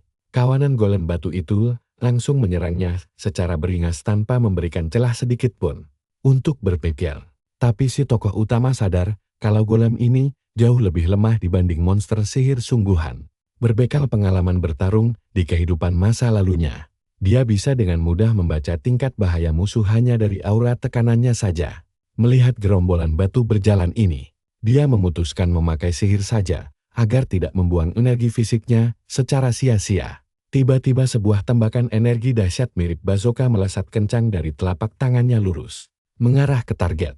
Ledakan sihir itu menghantam golem pertama hingga hancur berkeping-keping menjadi debu. Gila, Dia langsung meratakan semua musuh dalam waktu 5 detik saja tanpa sisa sedikit pun. Dia lalu berteriak menyuruh sistem memulai tahap selanjutnya, sekarang juga. Earth langsung muncul kembali dengan wajah heran melihat area latihan sudah bersih seketika. Si tokoh utama dengan santai menjawab kalau dia baru saja menyapu bersih musuh dengan sempurna, tanpa ada kesulitan berarti sama sekali. Padahal mustahil menyelesaikan ujian sesingkat itu. Dia membantah menyembunyikan kekuatannya dan malah menyindir Earth yang mengaku dewi, tapi tidak bisa membaca kemampuannya dengan benar sejak awal pertemuan mereka di dunia nyata. Sepertinya proyeksi kesadaran Dewi ini versi tiruan murah yang kurang canggih. Dengan salah tingkah, Earth beralasan kalau dia masih dalam tahap proses belajar dan mengembangkan kemampuan deteksi sihirnya agar semakin akurat ke depannya. Tapi jelas sekali kalau versi tiruan ini memang sangat cacat. Akhirnya Earth mengalah dan mengakui kehebatan bocah ajaib satu ini. Setelah memahami level kekuatannya yang sebenarnya, dia pun langsung memicu ujian tingkat berikutnya. Seketika itu juga segerombolan serigala batu ganas muncul mendampingi pasukan golem baru yang jauh lebih besar. Earth memperingatkan kalau batas waktunya kali ini dipangkas menjadi 5 menit saja untuk menguji kecepatan bertarungnya. Walau monster-monster baru ini 2 kali lipat lebih kuat, baginya rintangan ini masih tergolong sangat gampang sekali. Kali ini, dia memilih bertarung jarak dekat secara brutal menggunakan belati andalannya untuk menebas lawan pertama. Tebasannya sangat presisi mengenai tubuh keras musuh. Saat ada serangan mendadak dari arah atas, dia dengan gesit melompat ke belakang sambil menyadari kalau kulit golem batu ini sangat tebal, sehingga sulit menemukan titik lemahnya. Ketika posisinya melayang di udara bebas, rentetan serangan bertubi-tubi langsung mengarah kepadanya. Namun dia berhasil menghindari tebasan pertama dan menggunakannya sebagai pijakan kaki untuk melontarkan dirinya ke udara menghindari serangan berikutnya. Earth hanya bisa melongo menyaksikan aksi akrobatik luar biasa itu dari kejauhan. Dia bingung setengah mati karena dia sendiri butuh 20 detik untuk lolos tahap pertama. Apa bocah ini 4 kali lebih kuat daripada Deroy? Sungguh tidak masuk akal. Dia penasaran jenis sihir apa yang dipakai bocah itu. Tapi hanya tubuh aslinya yang bisa menganalisisnya. Sementara monster terus terbelah dua dengan ledakan asap dan debu di mana-mana. Nah, kalian pasti tahu kan babak selanjutnya bakal seperti apa? Cuma butuh 1 menit dan beres. Di sini, kalian dan saya bakal menyaksikan karakter utama kita yang sombong menantang musuh. Apakah tidak ada yang lebih kuat? Bagi dia monster tadi sangat lemah dan tidak terasa sama sekali. Tapi Earth memperingatkan jangan senang dulu, karena makhluk-makhluk itu tidak kenal ampun. Tiba-tiba sebuah kapak berputar terbang menyerang dari arah belakang. Kapak itu menghantam tanah dengan keras. Untungnya karakter utama kita sempat menghindar ke samping tepat waktu. Dia meluncur mundur sambil menebak musuh, apalagi yang akan muncul. Begitu melihat ke depan, dia langsung mematung terkejut sementara Earth malah asik merayakannya. Muncul monster batu lain yang ukurannya jauh lebih besar, lebih kuat, dan langsung menerjang. Hampir saja badannya terbelah dun. Earth tersenyum senang melihat kemampuannya. Setelah menghindar, karakter utama kita menyadari kalau golem batu besar ini adalah lawan yang sebenarnya dan jauh lebih tangguh. Masalahnya, sekarang dia harus menghadapi 2 golem sekaligus. Earth mengejeknya dan bertanya, apakah dia sengaja menahan diri. Dengan kesal dia menyuruhnya diam dan bersiap untuk mengakhiri pertarungan ini sekarang juga. Dia langsung menerjang maju saat golem itu mengayunkan senjatanya. Dia menghindar dengan melompat ke lengannya ala Kapten Levi. Dia berputar di udara, mendarat di tengkuk golem, dan menusukkan pedang andalannya tepat ke bagian belakang kepala monster itu. Serangan pertama tidak berhasil, tapi dia yakin bisa mengatasinya. Namun anehnya, tiba-tiba muncul lengan baru yang tumbuh dari punggung makhluk raksasa itu. Sebuah tinju raksasa melesat cepat ke arahnya. Dia berhasil menahannya, tapi ini pertempuran konyol antara belati kecil melawan kepalan raksasa yang menghantam tanah. Dia heran dari mana lengan itu muncul. Hal itu membuat pertahanannya menjadi sangat sulit. Earth malah asik bersorak menyuruhnya mengeluarkan potensi aslinya. Si karakter utama sadar kalau perempuan itu tidak akan membantunya meskipun nyawanya sedang terancam. Sama sekali tidak. Golem itu meraung lagi, menggenggam kapaknya, dan menyerang maju. Kali ini dia menggunakan sihir ledakan api untuk menyerang balik. Tapi dia panik karena kekuatannya terlalu besar. Kalian harus perhatikan baik-baik bagian menegangkan ini. Karena kapak raksasa tiba-tiba meluncur tepat ke wajahnya. Hampir saja kepalanya terbelah. Tapi dia malah makin bersemangat menantang golem batu itu terus-menerus. Ledakan dahsyat kembali menghantam mereka. Kedua golem mulai mengepungnya. Salah satunya kehilangan sebagian tubuhnya, tapi golem lain langsung melayangkan pukulan keras. Kemampuan regenerasi mereka sangat cepat, sehingga serangannya sia-sia. Tusukan pedangnya sama sekali tidak berpengaruh. SAT mulai terkepung, dia menatap golem di depannya, dan berteriak tidak peduli seberapa sering mereka meregenerasi lengan tersebut. Dia akan terus memotongnya. Dan benar saja, dia memotongnya lagi. Sementara itu, Earth yang menonton, memuji kalau bocah ini lumayan juga. Sesaat kemudian, dia kembali berhadapan dengan kedua golem yang lengannya sudah buntung lagi. Akhirnya, setelah dihancurkan berulang kali, regenerasi golem terhenti karena kehabisan energi. Dia menarik napas dalam-dalam. Tubuhnya sangat lelah. Tapi situasi ini justru bagus untuk membuatnya bertambah kuat. Dia merasa pertemuan dengan Earth adalah keberuntungan murni. Aku setuju denganmu, Nak, itu hoki buat kita semua. Dia kemudian mencari satu celah lagi lalu menerjang ke arah kedua monster batu itu sekaligus. Dia menebas tepat di bagian tengah hingga tubuh mereka hancur berkeping-keping. Earth sangat kagum melihatnya. Karakter utama kita yang penuh semangat langsung berteriak menantang. Siapa lagi lawan berikutnya?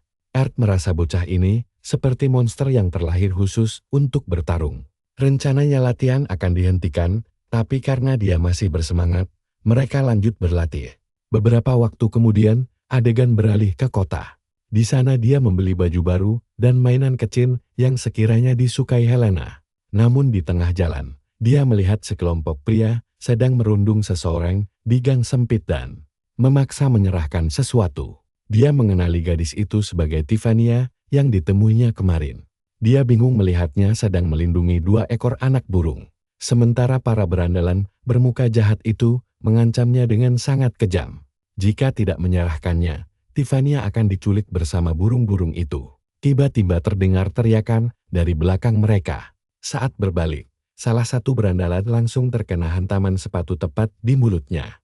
Temannya terkejut, setengah mati, tapi sebelum sempat bergerak, sebuah tinju keras menghantam perutnya hingga dia langsung roboh. Setelah membereskan keduanya, dia membantu Tiffania berdiri dan menanyakan apa yang sebenarnya terjadi. Dia bercerita sedang membeli makanan ketika anak burung itu jatuh dari sarang dan dia menyelamatkannya sebelum diadang preman. Dia heran karena orang-orang di sekitar mulai menatapnya dengan aneh. Mungkin kalian juga berpikir kota ini aneh banget dan sebaiknya mereka segera kabur. Tapi tiba-tiba ada si rambut pirang menyebalkan yang meneriaki mereka karena berani memukul orang lain. Lalu pergi begitu saja tanpa meminta maaf. Pria bernama Damian itu melarang mereka pergi tanpa izin darinya. Melihat mereka mulai dikepung prajurit, karakter utama kita mencoba menenangkan situasi. Dia menjelaskan bahwa preman-preman itu yang menyerang duluan dan dia hanya membela diri. Namun Damian menegaskan di Istana Charpin, kota kedamaian, segala bentuk kekerasan sangat dilarang keras oleh hukum. Karena itulah, dia harus ditangkap sekarang juga. Tiffania merasa sangat cemas dan bertanya apa yang harus dilakukan. Tapi si karakter utama menenangkannya dan berjanji akan mengurus masalah ini sendiri. Dia yakin ada yang tidak beres dengan aturan kota ini. Jika mereka melawan, tuduhan yang dihadapi pasti akan jauh lebih berat. Solusi terbaik adalah menyelesaikannya secara damai. Dia bersedia bertanggung jawab penuh asalkan gadis itu dibebaskan. Si pirang tersenyum licik dan setuju. Mengklaim bahwa Istana Charpin tidak akan pernah menyakiti orang yang tidak bersalah. Tiffania langsung pergi mencari kakaknya untuk memberi peringatan. Sementara karakter utama berharap Charlene cukup pintar untuk terus menyembunyikan kekuatan sihir rahasia milik adiknya tersebut sekarang. Kemudian, dia bertanya hukuman apa yang akan dia terima nanti. Damian menjawab hakim agung mereka yang adil yang akan memutuskan nasibnya. Tiba-tiba suara palu sidang diketuk dengan sangat keras. Hakim memutuskan Xavier Benedict dijatuhi hukuman mati. Dia terkejut, namun segera menyadari ada yang tidak beres di sini. Untungnya, Charlene dan adiknya pasti sudah berhasil meloloskan diri. yang berarti jika dia mau dia bisa membuat kekacauan dan langsung kabur. Tapi dia memilih untuk sedikit bermain-main dan memprotes hakim bahwa keputusan hukumannya sama sekali tidak masuk akal. Meskipun disuruh diam, dia tetap mempertanyakan mengapa mereka menyalahgunakan kekuasaan untuk menghukum warga biasa sementara iblis berkeliaran bebas. Hakim menegaskan bahwa dia tidak akan bisa melarikan diri. Maka karakter utama kita mengaktifkan sihir api untuk menunjukkan cara kabur yang benar. Orang-orang panik dan mengira dia seorang penyihir hebat. Padahal dia hanya menyalakan 5 batang korek api. Damian, yang mulai ketakutan segera menyuruh anak buahnya melaporkan hal ini kepada Tuan Kastil. Para prajurit langsung mengepungnya dengan tombak, sementara hakim berteriak marah besar kepadanya.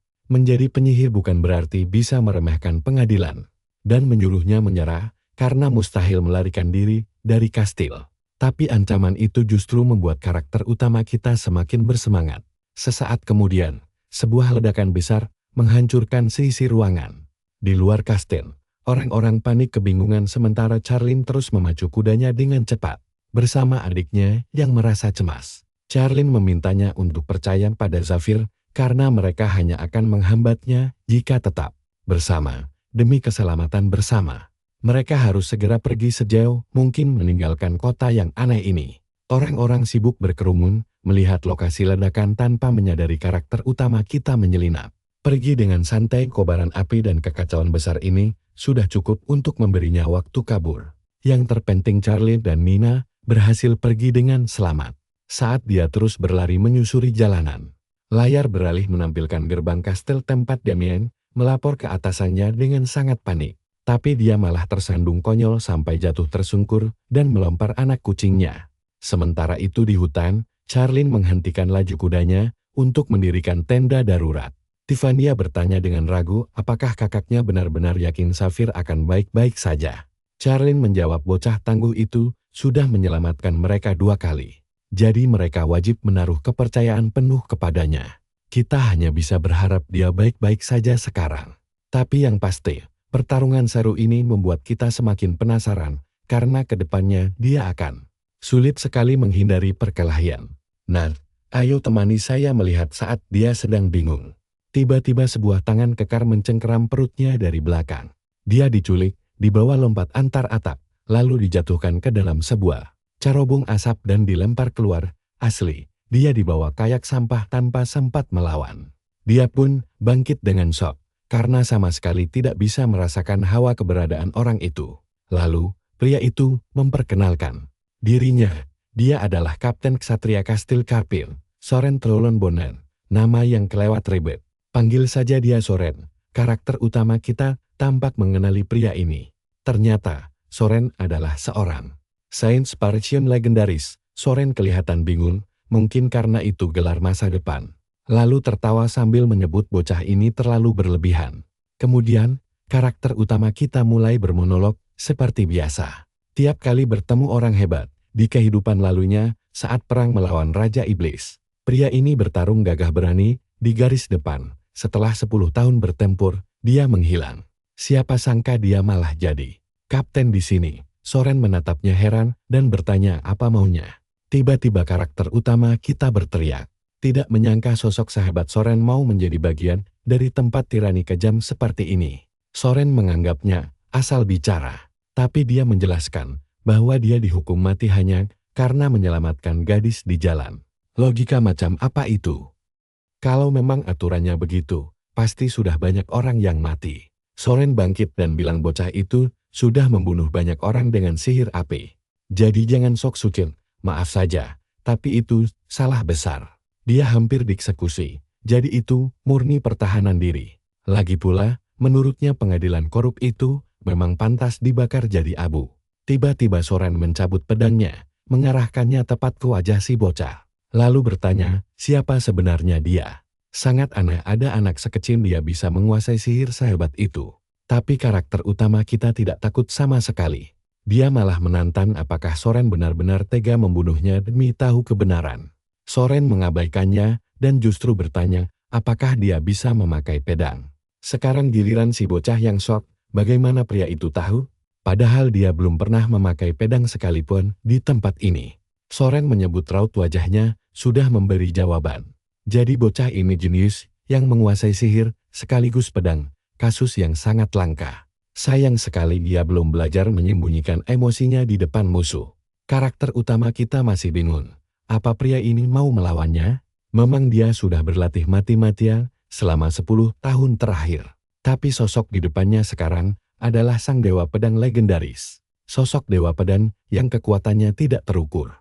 Tapi perhatikan baik-baik bagian ini. Soren malah menyuruhnya santai karena si bocah kelihatan tegang banget. Dia tidak perlu khawatir sama sekali.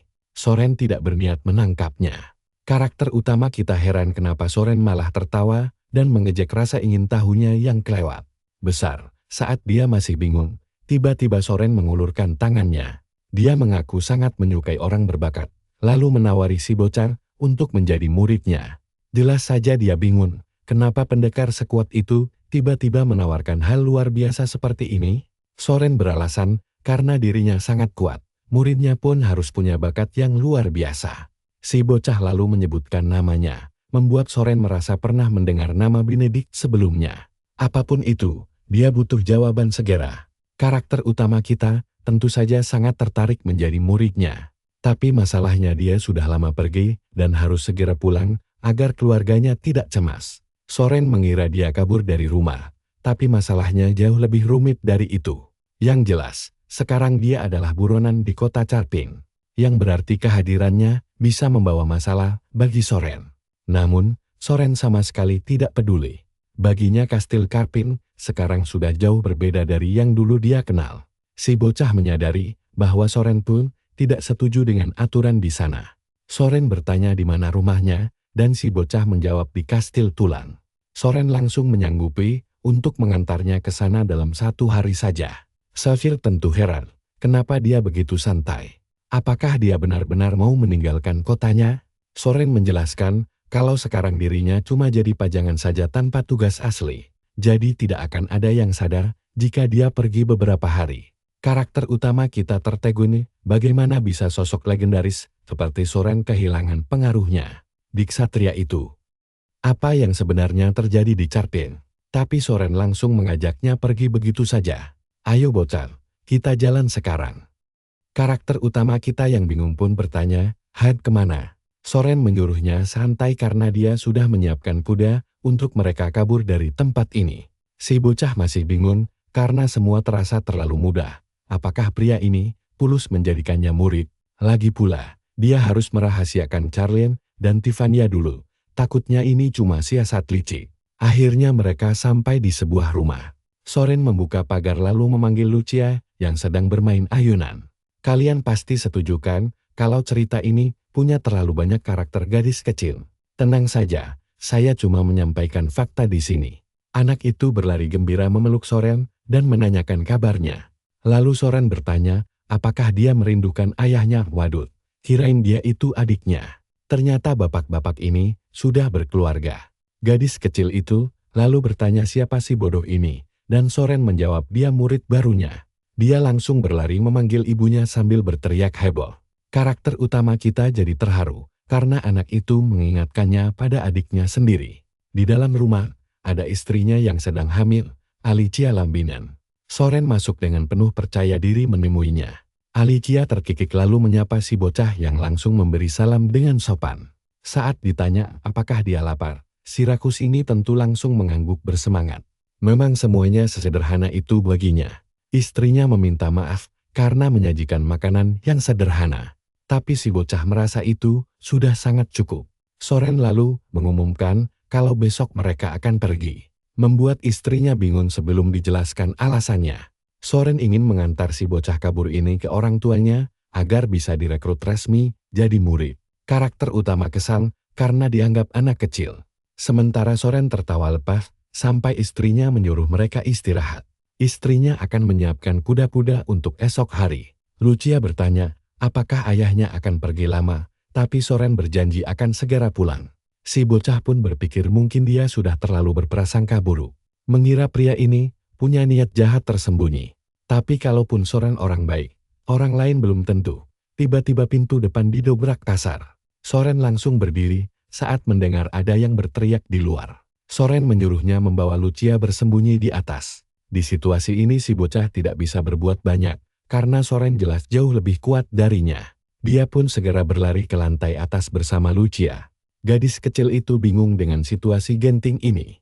Di halaman, Soren bertanya pada Alicia apa yang terjadi. Istrinya mengeluh gerombolan aneh ini, menerobos masuk, dan siapa lagi dalangnya, kalau bukan Damien.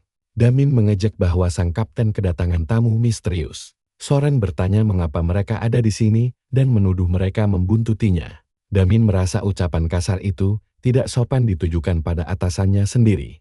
Soren menegaskan, ini adalah rumah pribadinya, dan bebas membawa siapapun. Tentu saja Damien tidak terima. Lalu menuduh Soren sengaja menyembunyikan buronan berbahaya yang sedang mereka cari saat ini. Soren balik bertanya, apakah aturan gila kastil itu masuk akal? Si aneh Damien sambil memeluk kucingnya menjawab tidak peduli, karena sejak hukum itu ada, situasi kota menjadi sangat damai. Baginya, kedamaian adalah segalanya. Sementara itu, di lantai atas, karakter utama kita menyuruh Lucia diam. Dia mengintip dari jendela, dan mendengar Damien mengancam akan menggeledah paksa rumah mereka jika tidak diserahkan. Si bocah ingat di kehidupan lalunya, Soren juga menghilang misterius. Mungkin hilangnya Soren ada hubungannya dengan Damien. Sangat disayangkan setiap kali sistem membusuk. Orang jahat yang selalu diuntungkan. Orang baik seperti Soren biasanya hanya dimanfaatkan, lalu dibuang begitu saja. Karakter utama kita sadar, jika dia terus bersembunyi di sini, dia hanya akan membawa petaka bagi seluruh keluarga Soren. Jadi dia berpamitan pada Lucia dan menyuruhnya tumbuh menjadi gadis yang kuat demi melindungi orang. Tuanya anak itu mengangguk patul. Sementara si bocah memberinya jempol tanda dia sangat mempercayainya. Dia lalu menyuruhnya bersembunyi di lemari sampai semua aman. Tiba-tiba pintu kamar dibuka paksa oleh para prajurit. Bukannya sembunyi, anak ini malah duduk santai sambil menggambar di lantai kamar. Dia bertanya apa yang dilakukan Damien di sana. Soren menyusul masuk dengan cemas, menyuruhnya berdiri agar tidak masuk angin. Menarik sekali, mari kita tunggu kelanjutan nasib mereka di episode berikutnya. Aduh, untungnya Xavier berhasil kabur. Yuk, temani aku tonton kisah seru ini sampai habis. Lucia bertanya apa yang dilakukan Paman Damien di sana. Lalu memasang wajah bingung seolah tidak tahu apa-apa. Teman-teman yang mana sih? Damien yakin banget melihat mereka berdua naik ke atas bersama. Gadis itu berkilah mungkin itu hantu. Lalu memasang wajah ketakutan dan mengaku sangat takut pada sosok gaib. Hantu itu akhirnya membuat Damien menyerah. Aku pikir dia bakal mengamuk dan langsung menebas leher semua orang. Tapi serius, apa Soren sengaja mencari mati? Dia malah menantang Damien dengan berani. Kamu sudah mengacak-acak rumahku, dikira istriku yang bakal membereskan semua ini? Sang istri pun menimpali, melarang pria itu pergi begitu saja. Anehnya, Damien malah menurut. Padahal baru saja mereka terancam. Ternyata dia pasrah saja, membuat Lucia dan Soren saling melempar jempol tanda sepakat. Soren berharap suatu hari nanti bisa bertemu Xavier lagi. Sementara itu, karakter utama kita saat ini sedang sibuk melarikan diri. Xavier tahu Soren pasti paham kalau menghilang adalah jalan terbaik saat ini. Dia harus cepat-cepat menemukan Charlene dan Tiffany agar bisa segera pulang ke rumah. Karena sekarang mereka masih sangat mempercayai dirinya. Padahal mereka masih mempercayai sang karakter utama 100%. Menurutmu dia bakal lolos hidup-hidup? Tentu saja dia pasti berhasil selamat. Batin gadis itu sambil tersenyum lebar. Aku tidak butuh teman seperti mereka. Mereka cuma duduk diam menunggu tanpa melakukan apa-apa. Untungnya, setelah penantian panjang, si bocah akhirnya muncul dengan kondisi kelelahan. Dengan begini, petualangan kita akhirnya kembali ke kota Ansaf. Kuda penarik kereta terlepas di tengah kota yang sangat besar dan ramai ini. Orang-orang mulai berbisik, penasaran dengan sosok berambut biru yang asing. Namun, ada satu orang yang langsung mengenali mereka. Pria itu mirip anak keluarga Benedict yang hilang waktu itu. Di sudut jalan, seorang wanita sedang merapikan dagangannya dan mengeluh betapa bisingnya kota. Hari ini, aku lupa namanya jadi abaikan saja. Tiba-tiba, teman masa kecilnya melihat sang karakter utama berdiri di sana bersama gadis lain. Sambil tersenyum bahagia, sambil memegang gaung kecilnya, dia langsung berlari kencang dengan perasaan yang sangat gembira.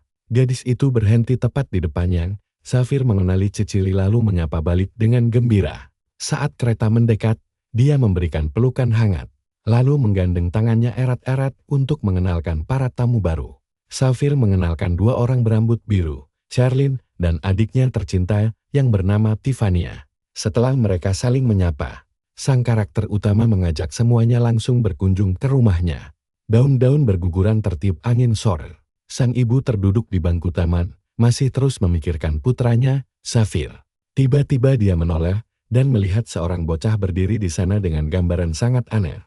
Bahkan kepalanya digambar tanpa mata. Aku bahkan sempat mengira itu hantu, tapi ternyata dia benar-benar nyata. Ibunya berdiri gemetar, bertanya apakah itu anaknya yang mirip boneka lucu. Begitu mengenali putranya, dia langsung memeluknya erat sambil menangis histeris. Safir menenangkan ibunya dan berjanji tidak akan pergi lagi. Tiba-tiba pintu terbuka, memperlihatkan sang ayah yang juga terkejut melihat putranya. Begitu Safir memanggilnya, sang ayah langsung menangis terseduh-seduh tanpa aba-aba. Semua orang menangis haru di sini. Di tengah perayaan itu, Tiffania mendadak merindukan orang tuanya sendiri. Tampaknya dia sudah yatim piatu ya. Sang ayah memeluknya erat, berjanji akan selalu ada untuknya. Safir meminta ibunya berhenti menangis lalu mulai mengenalkan teman-teman barunya. Kemarilah, ini Tiffania, yak, si rambut biru seperti yang kalian lihat sendiri. Dan pemuda tangguh di sebelahnya ini adalah kakaknya yang bernama Charlene. Sang ayah menyambut mereka hangat dan menganggap mereka seperti kakak sendiri. Padahal selisih umur mereka terlalu jauh untuk itu.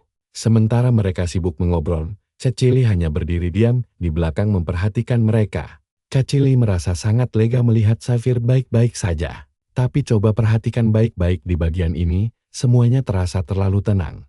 Malam pun tiba, dan Charlene berpamitan karena harus mengurus urusannya sendiri. Safir langsung menunjukkan ekspresi muram karena tidak ingin kehilangan Charlene begitu saja. Dia mengusulkan agar mereka berdua tetap tinggal di sana dan mendaftar bersama sebagai pasukan cadangan ksatria kekaisaran.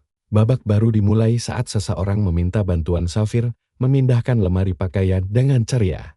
3 tahun telah berlalu sejak hari itu, dan karena Safir tahu mereka sebatang kara, dia mengajak mereka tinggal bersama. Kini mereka sedang bersiap menghadapi tahap akhir seleksi ksatria kerajaan. Adegan kemudian beralih ke kastil keluarga Bonni. Terlihat dua gadis kecil sedang berlarian ke sana kemari dengan sangat gembira. Rupanya itu Tiffania dan Cicili yang kini sudah berusia 11 tahun. Tampaknya mereka semua tinggal di bawah atap yang sama. Sang ayah mengingatkan mereka agar tidak berlarian, agar tidak terjatuh. Safir sendiri sibuk membantu ibunya mengangkut beberapa kotak kayu berat.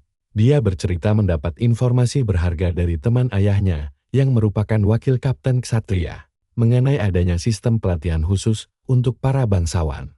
Pelatihan itu akan segera dimulai dalam waktu 2 bulan ke depan. Sambil membuka jendela kamar, Safir melihat hiruk-pikuk kota dan menanyakan menu makanan hari ini kepada Ed yang bertubuh kekar. Setidaknya sosok kekar Ed bisa mengimbangi banyaknya karakter gadis kecil di cerita ini. Wanita itu memintanya rileks karena Safir selalu berlatih tanpa henti.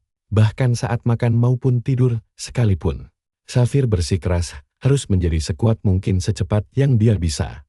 Ed menasihati bahwa langkah pertama kekuatan sejati adalah bersyukur atas kehidupan yang dimiliki. Saat ini sungguh sebuah filosofi yang mendalam. Dia menyarankan Safir jalan-jalan menikmati keindahan kota Bonni untuk pertama kalinya. Tapi Safir menolak karena dia sebenarnya sangat mengenal tempat ini melebihi siapapun. Kota indah yang perlahan dihisap oleh para bangsawan. Safir menyuruh Ed bergegas karena mengira dia sedang murung memikirkan teman kecilnya. Dia membantah hal itu, karena yakin Cicili yang kuat pasti akan segera datang menemuinya dengan kemampuannya sendiri. Bukannya dia yang membuat ramuan itu dulu? Apa aku yang mulai pikun sekarang? Tenang, kamu tidak sendirian kalau bingung. Adegan berganti memperlihatkan pelayan menyajikan secangkir kopi hangat di dalam kastil. Sang ayah mengancam tidak akan membiarkannya hidup jika sampai gagal dalam seleksi. Lihat siapa yang berdiri di sana. Klaus masih hidup. Saat mencoba menjawab dengan gugup, sang ayah langsung memotong perkataannya. Kelemahan apa itu? Di mana rasa percayamu setelah semua biaya latihan mahal Yang sudah kukeluarkan? Klaus menjawab canggung kalau dia sangat percaya diri. Meski gaya rambutnya membuatku agak meragukan kata-katanya. Klaus kemudian meminta izin ayahnya untuk bergabung ke dalam tim pelatihan khusus. Seperti biasa, sang ayah menjawab dingin bahwa hal sepele seperti itu tidak perlu dilaporkan langsung kepadanya. Dia menyuruhnya memberitahu Mikula untuk mempersiapkan semuanya. Mikul, nama yang cukup unik untuk seorang pria dewasa. Klaus berterima kasih lalu keluar. Sementara ayahnya merasa putranya telah banyak berubah akhir-akhir ini. Mikula setuju kalau Klaus tumbuh dengan sangat baik. Namun sang ayah merasa sikapnya sekarang terlalu tenang. Kemampuannya meningkat pesat, tapi dia masih belum menunjukkan aura kebangsawanan yang sesungguhnya. Ayahnya tahu Klaus diam-diam suka bergaul dengan rakyat miskin. Mikula mencoba membela dengan mengatakan bahwa memahami kehidupan rakyat jelata adalah hal yang baik untuk melatih kepemimpinannya di masa depan. Sang ayah setuju namun curiga ada motif lain di balik itu semua. Klaus menyuruh para pengawalnya berhenti mengikutinya.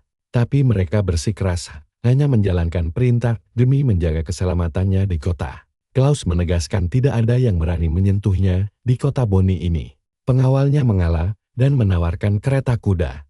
Namun Klaus menolak karena ingin berjalan kaki sendirian tanpa menarik perhatian banyak orang. Jika naik kereta, semua orang akan tahu tujuannya. Bocah ini mulai bertingkah misterius. Dia tersenyum senang karena sudah 3 tahun tidak menemui penyelamatnya dan tidak sabar untuk segera bertemu dengannya. Dia mendapatkan surat rahasia yang mengabarkan kedatangan sang penyelamat di kota ini. Apakah Cecily yang mengirimkannya? Tapi tunggu dulu, bukankah dulu Klaus pernah mencoba membeli Cecily dengan koin emas? Ternyata persahabatan mereka masih bertahan setelah kejadian memalukan itu. Dengan genit Klaus merapikan rambutnya agar terlihat mengesankan di hadapan sang penyelamat demi mengucapkan terima kasih atas semua kebaikan masa lalu. Dia melangkah riang mendekati Safir dan memanggilnya penyelamatku. Safir bingung dan bertanya siapa dia sebenarnya. Klaus terkejut dan menjelaskan identitasnya. Namun karakter utama kita hanya menatapnya dengan pandangan kosong. Klaus tidak menyerah begitu saja. Dia mengacak-acak rambut rapinya sendiri, lalu mengeluh kesal karena penyelamatnya lupa padanya. Hal konyol itu seketika membuat ingatan sang karakter utama langsung kembali terbuka lebar. Ternyata si bocah kaya sombong itu. Dan kejutan epik ini menutup petualangan kita hari ini. Sang karakter utama mendadak menarik pedang raksasanya dan mengarahkannya tepat ke arah wajah Klaus. Yuk, kita tonton lagi kelakuan kocak karakter utama kita yang langsung menodongkan pedang ke leher. Si Klaus dengan canggung membela diri kalau dia sudah berubah. Tapi tentu saja, MC kita tidak gampang percaya begitu saja. Klaus memohon agar dia bertanya langsung pada Cecily, karena mereka sering berkirim surat. Setelah membaca beberapa baris surat itu, sang karakter utama akhirnya menghela napas. Cecily memang benar-benar menulis surat ini, jadi dia terpaksa percaya. Begitu dipercaya, Klaus langsung merasa lega dan mengucapkan terima kasih. Dia bilang kalau karakter utama adalah penyelamat hidupnya di masa lalu. Bahkan mulai detik ini, dia bertekad untuk selalu memanggilnya dengan sebutan kakak tertua. Tanpa basa-basi, dia langsung menerjang dan memeluk erat sang karakter utama sambil menangis haru. Dia mengaku sudah lama menantikan hari ini dan siap melakukan apa saja. Tapi respons MC kita sungguh dingin, menyuruhnya untuk segera melepaskan pelukan itu. Setelah Klaus mundur beberapa langkah, karakter utama langsung menginterogasi di mana semua pelayannya berada. Klaus menjawab kalau dia sengaja menyuruh semua orang pergi demi mendapatkan ketenangan. Benar-benar alasan seorang bangsawan yang sedang mencari kedamaian batin. Karakter utama memperingatkan kalau tempat ini bakal cepat ramai jika ada orang yang melihat mereka. Jadi dia menyuruh Klaus segera masuk ke dalam rumah. Mendengar hal itu, Klaus langsung kegirangan setengah mati bagaikan anak kecil. MC mengingatkan agar dia bersyukur bisa menginjakkan kaki di rumah kakaknya ini. Saat Klaus sibuk berlarian dengan penuh semangat, karakter utama mulai curiga di dalam hatinya. Jangan-jangan ada seseorang yang telah merapalkan sihir aneh pada otak anak ini. Perubahan sifatnya benar-benar di luar nalar. Ketika bertemu dengan orang tua karakter utama, Klaus langsung membungkuk hormat dan memperkenalkan dirinya sebagai bocah yang hampir saja mati. Dimakan oleh monster sihir di masa lalu, Sungguh perkenalan yang sangat membagongkan. Kedua orang tuanya melongo kebingungan mendengar hal itu. Karakter utama pun menyuruh mereka mengabaikan bocah aneh tersebut karena saraf otaknya agak sedikit geser. Klaus langsung cemberut dan merasa kalau kakak tertuanya ini sama sekali tidak menghargai rasa terima kasihnya. Sang ayah merasa aneh karena sejak kapan anaknya menjadi seorang kakak tertua bagi bangsawan asing. Tiba-tiba Tiffany datang membawa teh hangat untuk Klaus. Karakter utama langsung menegur Klaus agar berhenti menatap mereka dengan mata berbinar-binar, seperti anak anjing. Dia juga meminta Klaus memanggil namanya saja daripada terus memanggilnya kakak. Karakter utama berpikir kalau ini pertama kalinya dia melihat seorang bangsawan bersikap saktif. Ini, rasanya, ada sesuatu yang sangat aneh di balik semua perubahan mendadak ini. Sekarang, perhatikan bagian ini, karena si Klaus tiba-tiba bilang kalau dia juga bakal ikut latihan. Khusus, tentu saja, dia masuk lewat jalur orang dalam, bukan karena bakatnya yang luar biasa. Tapi dia bertekad ini bakal jadi yang terakhir. Dia ingin membuktikan kemampuannya sendiri di masa depan tanpa bantuan koneksi keluarga lagi. Di sisi lain, karakter utama merenung tentang fakta pahit kalau mayoritas ksatria bangsawan di kota ini hanyalah orang-orang yang gemar menyuap dan bermain orang dalam. Selama kondisi damai, hal curang seperti itu mungkin terlihat sepele. Namun, begitu perang besar pecah dan para bangsawan egois ini mulai mengkhianati rakyat serta meninggalkan kota demi menyelamatkan diri sendiri, barulah semua orang akan menyadari bahaya yang sebenarnya. Tentu saja masih ada ksatria yang memegang teguh keadilan, tapi sebagian besar hanyalah parasit tidak berguna. Klaus kemudian bergumam kalau sang karakter utama mungkin tidak akan percaya. Tapi dia benar-benar telah merenungi semua kesalahannya selama 3 tahun terakhir. Mendengar itu, Safir cukup terkesan karena Klaus terlihat jauh lebih dewasa sekarang. Tapi kekonyolan terjadi saat Klaus tiba-tiba melaporkan ayahnya sendiri.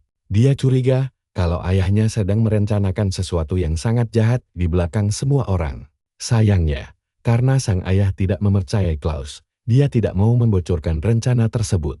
Klaus sudah mencoba menyelidikinya secara diam-diam, namun tidak menemukan bukti apapun. Safir hanya bisa terdiam heran, bingung harus merespons apa pada anak durhaka ini. Tiba-tiba Klaus berdiri dan menyatakan ingin memutuskan semua hubungan dengan keluarganya. Tunggu dulu. Ternyata Klaus itu nama keluarga mereka, bukan nama depannya sendiri. Tapi ya sudahlah, panggil saja dia Klaus, agar tidak pusing memikirkan silsilah keluarganya. Karena situasi rumah sedang sepi hari ini, karakter utama memutuskan untuk pergi keluar membeli peralatan belajar di pasar kota. Namun, sesampainya di sana, dia terkejut melihat kerumunan orang yang sangat ramai memenuhi area stand perdagangan tersebut. Melihat keramaian itu, dia merasa agak aneh karena di kehidupan masa lalunya, tempat indah ini hancur total akibat serangan iblis. Karena ujian ksatria sudah dekat, banyak pedagang yang menjual buku panduan kilat dan berbagai jenis pedang pusaka. Para pembeli bodoh mengira barang-barang itu adalah pusaka legendaris yang sangat hebat. Karakter utama hanya bisa membatin kalau kota ini sebenarnya sudah mulai membusuk dari dalam. Namun anehnya, tidak ada satupun orang yang menyadarinya sampai sekarang. Atau mungkin mereka tahu, tapi memilih diam saja. Karakter utama lalu berjalan, menghampiri sebuah toko yang menjual tas ransel kecil dan menanyakan harganya. Sang penjual menjawab kalau harganya 15 koin tembaga. Dan dia langsung memesan 2 buah. Namun, tiba-tiba terdengar suara teriakan histeris dari arah belakang. Seorang wanita berteriak kencang kalau tas berharganya baru saja dicuri orang. Karakter utama sempat berpikir untuk mengabaikannya karena menganggap itu cuma kasus pencurian biasa yang akan ditangani petugas. Tapi dugaannya salah besar karena para ksatria patroli di sana hanya diam menonton seperti patung batu saat wanita malang itu jatuh tersungkur. Wanita itu menangis histeris karena tas tersebut berisi seluruh harta yang dia miliki saat ini. Karakter utama menghela napas panjang melihat ketidakbecusan para ksatria itu. Dia membantu wanita itu berdiri dan menyuruhnya menunggu dengan tenang. Korban pertama dari aksi heroik ini adalah pedagang pedang malang yang senjatanya langsung disambar begitu saja. MC berjanji akan mengembalikannya dalam hitungan detik saat dia berlari mengejar si pencuri. Masalahnya, Jalanan kota sangat padat dipenuhi lautan manusia. Tanpa pikir panjang, dia langsung melompat tinggi ke atas stand-stand dagangan untuk mengejar targetnya. Kalian juga pasti gregetan, kan? Di tengah ramainya kota, MC langsung melompat ke atas atap kedai buat mengejar si pencuri. Dia harus buru-buru menyelesaikannya, karena adiknya sudah menunggu di rumah dengan manis. Tapi tiba-tiba dia melihat Klaus. Klaus berada tepat di belakang pencuri sambil menyiapkan tinju api andalannya duar. Ledakan dahsyat langsung menghantam punggung si pencuri. Klaus bersorak gembira mengira serangannya berhasil. Namun raut wajah karakter utama langsung berubah serius saat melihat asapnya. Sebab di balik kepulan asap tebal, pencuri itu berdiri kokoh tanpa luka sedikit pun dan mengejek Klaus. Yun bergumam, kalau kemampuan pertahanan pencuri ini cukup hebat. Tapi dia tidak akan lolos begitu saja dari hukum kota. MC kita merasa cukup kagum melihat aksi nekat itu. Bagaimana mungkin seorang bocah manja dan egois seperti Klaus tiba-tiba berubah menjadi pahlawan yang rela mempertaruhkan nyawa demi menolong orang lain? Sepertinya waktu 3 tahun memang mengubahnya. Namun, si pencuri tiba-tiba mengeluarkan sebuah jam saku yang bentuknya mirip Beyblade. Dia menekan kedua sisinya secara bersamaan dan meluncurkan bola api raksasa ke arah Klaus. Klaus berhasil menghindar, tapi bola api itu melesat ke arah lain. Tepat ke arah seorang gadis kecil yang berdiri ketakutan di tengah jalan. Untungnya, karakter utama bergerak secepat kilat dan berhasil menyelamatkannya tepat waktu sebelum terlambat. Dia kemudian menyerahkan anak kecil itu kembali ke pelukan ibunya. Si ibu langsung menangis haru memeluk anaknya. Sementara itu, Klaus berteriak marah karena pencuri sialan itu menggunakan alat sihir pusaka untuk merampok rakyat biasa. Sungguh perbuatan yang sangat memalukan bagi seorang pengguna sihir sejati. Klaus kembali melemparkan bola api tingkat menengah ke arah pencuri tersebut. Karakter utama hanya berdiri menonton. Penasaran ingin melihat bagaimana cara si pencuri menghindari serangan beruntun ini. Dan tentu saja, terjadi ledakan hebat lagi untuk kesekian kalinya. Pencuri itu menghindar dengan melompat lincah ke samping layaknya seorang ninja terlatih. Klaus yang mulai emosi langsung membombardir area tersebut dengan serangan api cepat bertubi-tubi. Dia benar-benar mengamuk seperti karakter utama di anime sebelah. Karakter utama yakin kalau kali ini Klaus akan menang karena dia sedang mengumpulkan bola api raksasa yang mirip bom roll. Si pencuri mulai panik melihat ukuran bola api raksasa itu yang bisa menghancurkan setengah kota dalam sekejap. Klaus berteriak kalau sudah terlambat untuk memohon ampun sekarang. Namun, seringai licik kembali muncul di wajah si pencuri sambil memamerkan jam Beyblade miliknya. Lagi, dia mengejek kalau Klaus sangat sial harus berhadapan dengan alat pusaka pembalik sihir ini. Begitu bola api raksasa itu meluncur deras, si pencuri menekan 2 tombol di jam sakunya. Keajaiban terjadi saat pusaka itu menyerap seluruh energi panas dan memutarbalikkan arah serangan tersebut hingga melesat kembali ke arah Klaus dengan kecepatan penuh. Bangsawan muda yang malang itu langsung membeku ketakutan melihat bola api besar yang mengarah tepat ke wajahnya sendiri. Di saat kritis tersebut, sang karakter utama dengan sangat tenang melompat maju ke depan untuk menahan serangan mematikan itu. Ledakan dahsyat pun terjadi, namun dari balik kobaran api yang membara, muncul sebuah tangan kokoh yang menepis sisa-sisa hawa panas tersebut. Karakter utama berdiri tegak dengan aura yang sangat mengintimidasi, membuat Klaus menangis haru melihat penyelamatnya datang kembali. Si pencuri melongo kebingungan melihat bocah yang bisa menahan serangan sihir tingkat tinggi hanya dengan tangan kosong, dengan gaya santai bagaikan seorang bos mafia. Karakter utama berkata kalau jam saku itu sangat menarik dan tidak pantas berada di tangan maling. Dia menyuruh si pencuri segera menyerahkan barang antik itu secara baik-baik. Sebelum lawannya sempat merespons, karakter utama melesat maju sambil menantang apakah jam saku itu juga bisa menahan tebasan pedang. Fisik si pencuri langsung menekan tombolnya kembali dengan kesal. Dia berteriak kalau bocah sombong ini harus merasakan rasa sakit agar tahu perbedaan kekuatan mereka. Ternyata jam pembalik tersebut tidak hanya memantulkan serangan sihir, melainkan juga bisa menciptakan badai tornado besar yang langsung menelan tubuh karakter utama kita. Namun, karakter utama sama sekali tidak peduli pada ocehan si pencuri, karena dia hanya menginginkan jam antik tersebut. Dengan gerakan luar biasa, dia berhasil menghindari serangan beruntun dari berbagai arah dengan berpijak pada hembusan angin. sihir lawan. Dan disinilah kita melihat kehebatan aslinya. Dengan kekuatan angin badai warisan wanita cantik di dalam tubuhnya. Dia siap mengakhiri pertarungan ini, percayalah. Kelanjutannya bakal jauh lebih gila lagi. Kalian harus lihat ini. Dia memutar arah dan pedangnya langsung mengarah ke wajah si pencuri. Ganti bab, jam saku terjatuh dan Klaus bersorak girang memuji kakaknya yang terkuat. Dengan pedang raksasa di depan wajahnya, si pencuri gemetar ketakutan dan tidak berani bergerak. Karakter utama berkata, "Baiklah, kamu kalah. Kembalikan semua barang curian, atau aku akan menebasmu." Si pencuri sempat ragu sejenak, tapi karakter utama menegaskan tidak akan mengulangi ucapannya. Pria itu memohon, "Tunggu sebentar ini, ambil barangku, cuma ini yang aku punya, oke." Tapi karakter utama langsung membuangnya begitu saja dan berkata, "Tidak, serahkan alat sihir itu." Si pencuri mulai menangis, "Jangan, aku susah payah mencuri ini, kenapa kamu merebutnya begitu saja?" Safir menyahut, "Kamu mencurinya kan? Jadi aku mencurinya balik." Si pencuri membalas, "Kamu tidak butuh barang sihir, kamu kan pendekar pedang." Tapi Safir menegaskan, dia tidak mau banyak bicara, "Serahkan barang itu sekarang atau dia akan merebutnya secara paksa." Si pencuri akhirnya menyerahkannya sambil meminta maaf. Karakter utama lalu berkata, "Bagus, sekarang saatnya kamu menebus semua kejahatanmu di dalam penjara." Tiba-tiba, seorang penjaga muncul dari kerumunan dan menyatakan si pencuri ditahan. Karakter utama menyindir, kalau para penjaga tidak berguna ini hanya muncul saat masalah sudah selesai, benar-benar ahli mencari enaknya saja. Nah, coba kalian perhatikan, Klaus langsung berterima kasih karena diselamatkan bagai pangeran. Sementara karakter utama menganggap Klaus hanya beruntung karena pencuri itu kebetulan membawa barang yang menarik perhatiannya. Tapi mereka harus mengembalikan barang wanita itu terlebih dahulu. Ternyata yang dicuri bukanlah ranselnya, melainkan sebuah kalung berharga.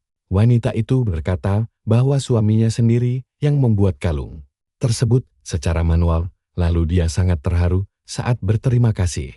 Karakter utama berkata tidak apa-apa, tapi dia harus lebih berhati-hati. Sementara itu, Klaus terus menatapnya dengan pandangan mata berbinar-binar penuh kekaguman. Dia benar-benar terobsesi. Apa yang akan terjadi pada anak ini nanti? Bisa saja dia mati terbunuh, dan itu pasti akan memicu amarah besar dari karakter utama. Jujur saja, itu bakal jauh lebih keren menurutku. Lalu karakter utama bilang dia ingin membelikan sesuatu untuk adiknya dan menyuruh Klaus pulang. Tapi tentu saja, bocah polos ini tetap ingin mengakor. Tentu saja dengan mata berbinar-binar seperti biasa. Saat berjalan, terdengar bisikan dari orang sekitar yang tidak percaya kalau anak orang itu sekarang menjadi penegak keadilan jalanan dan siapakah bocah di sebelahnya.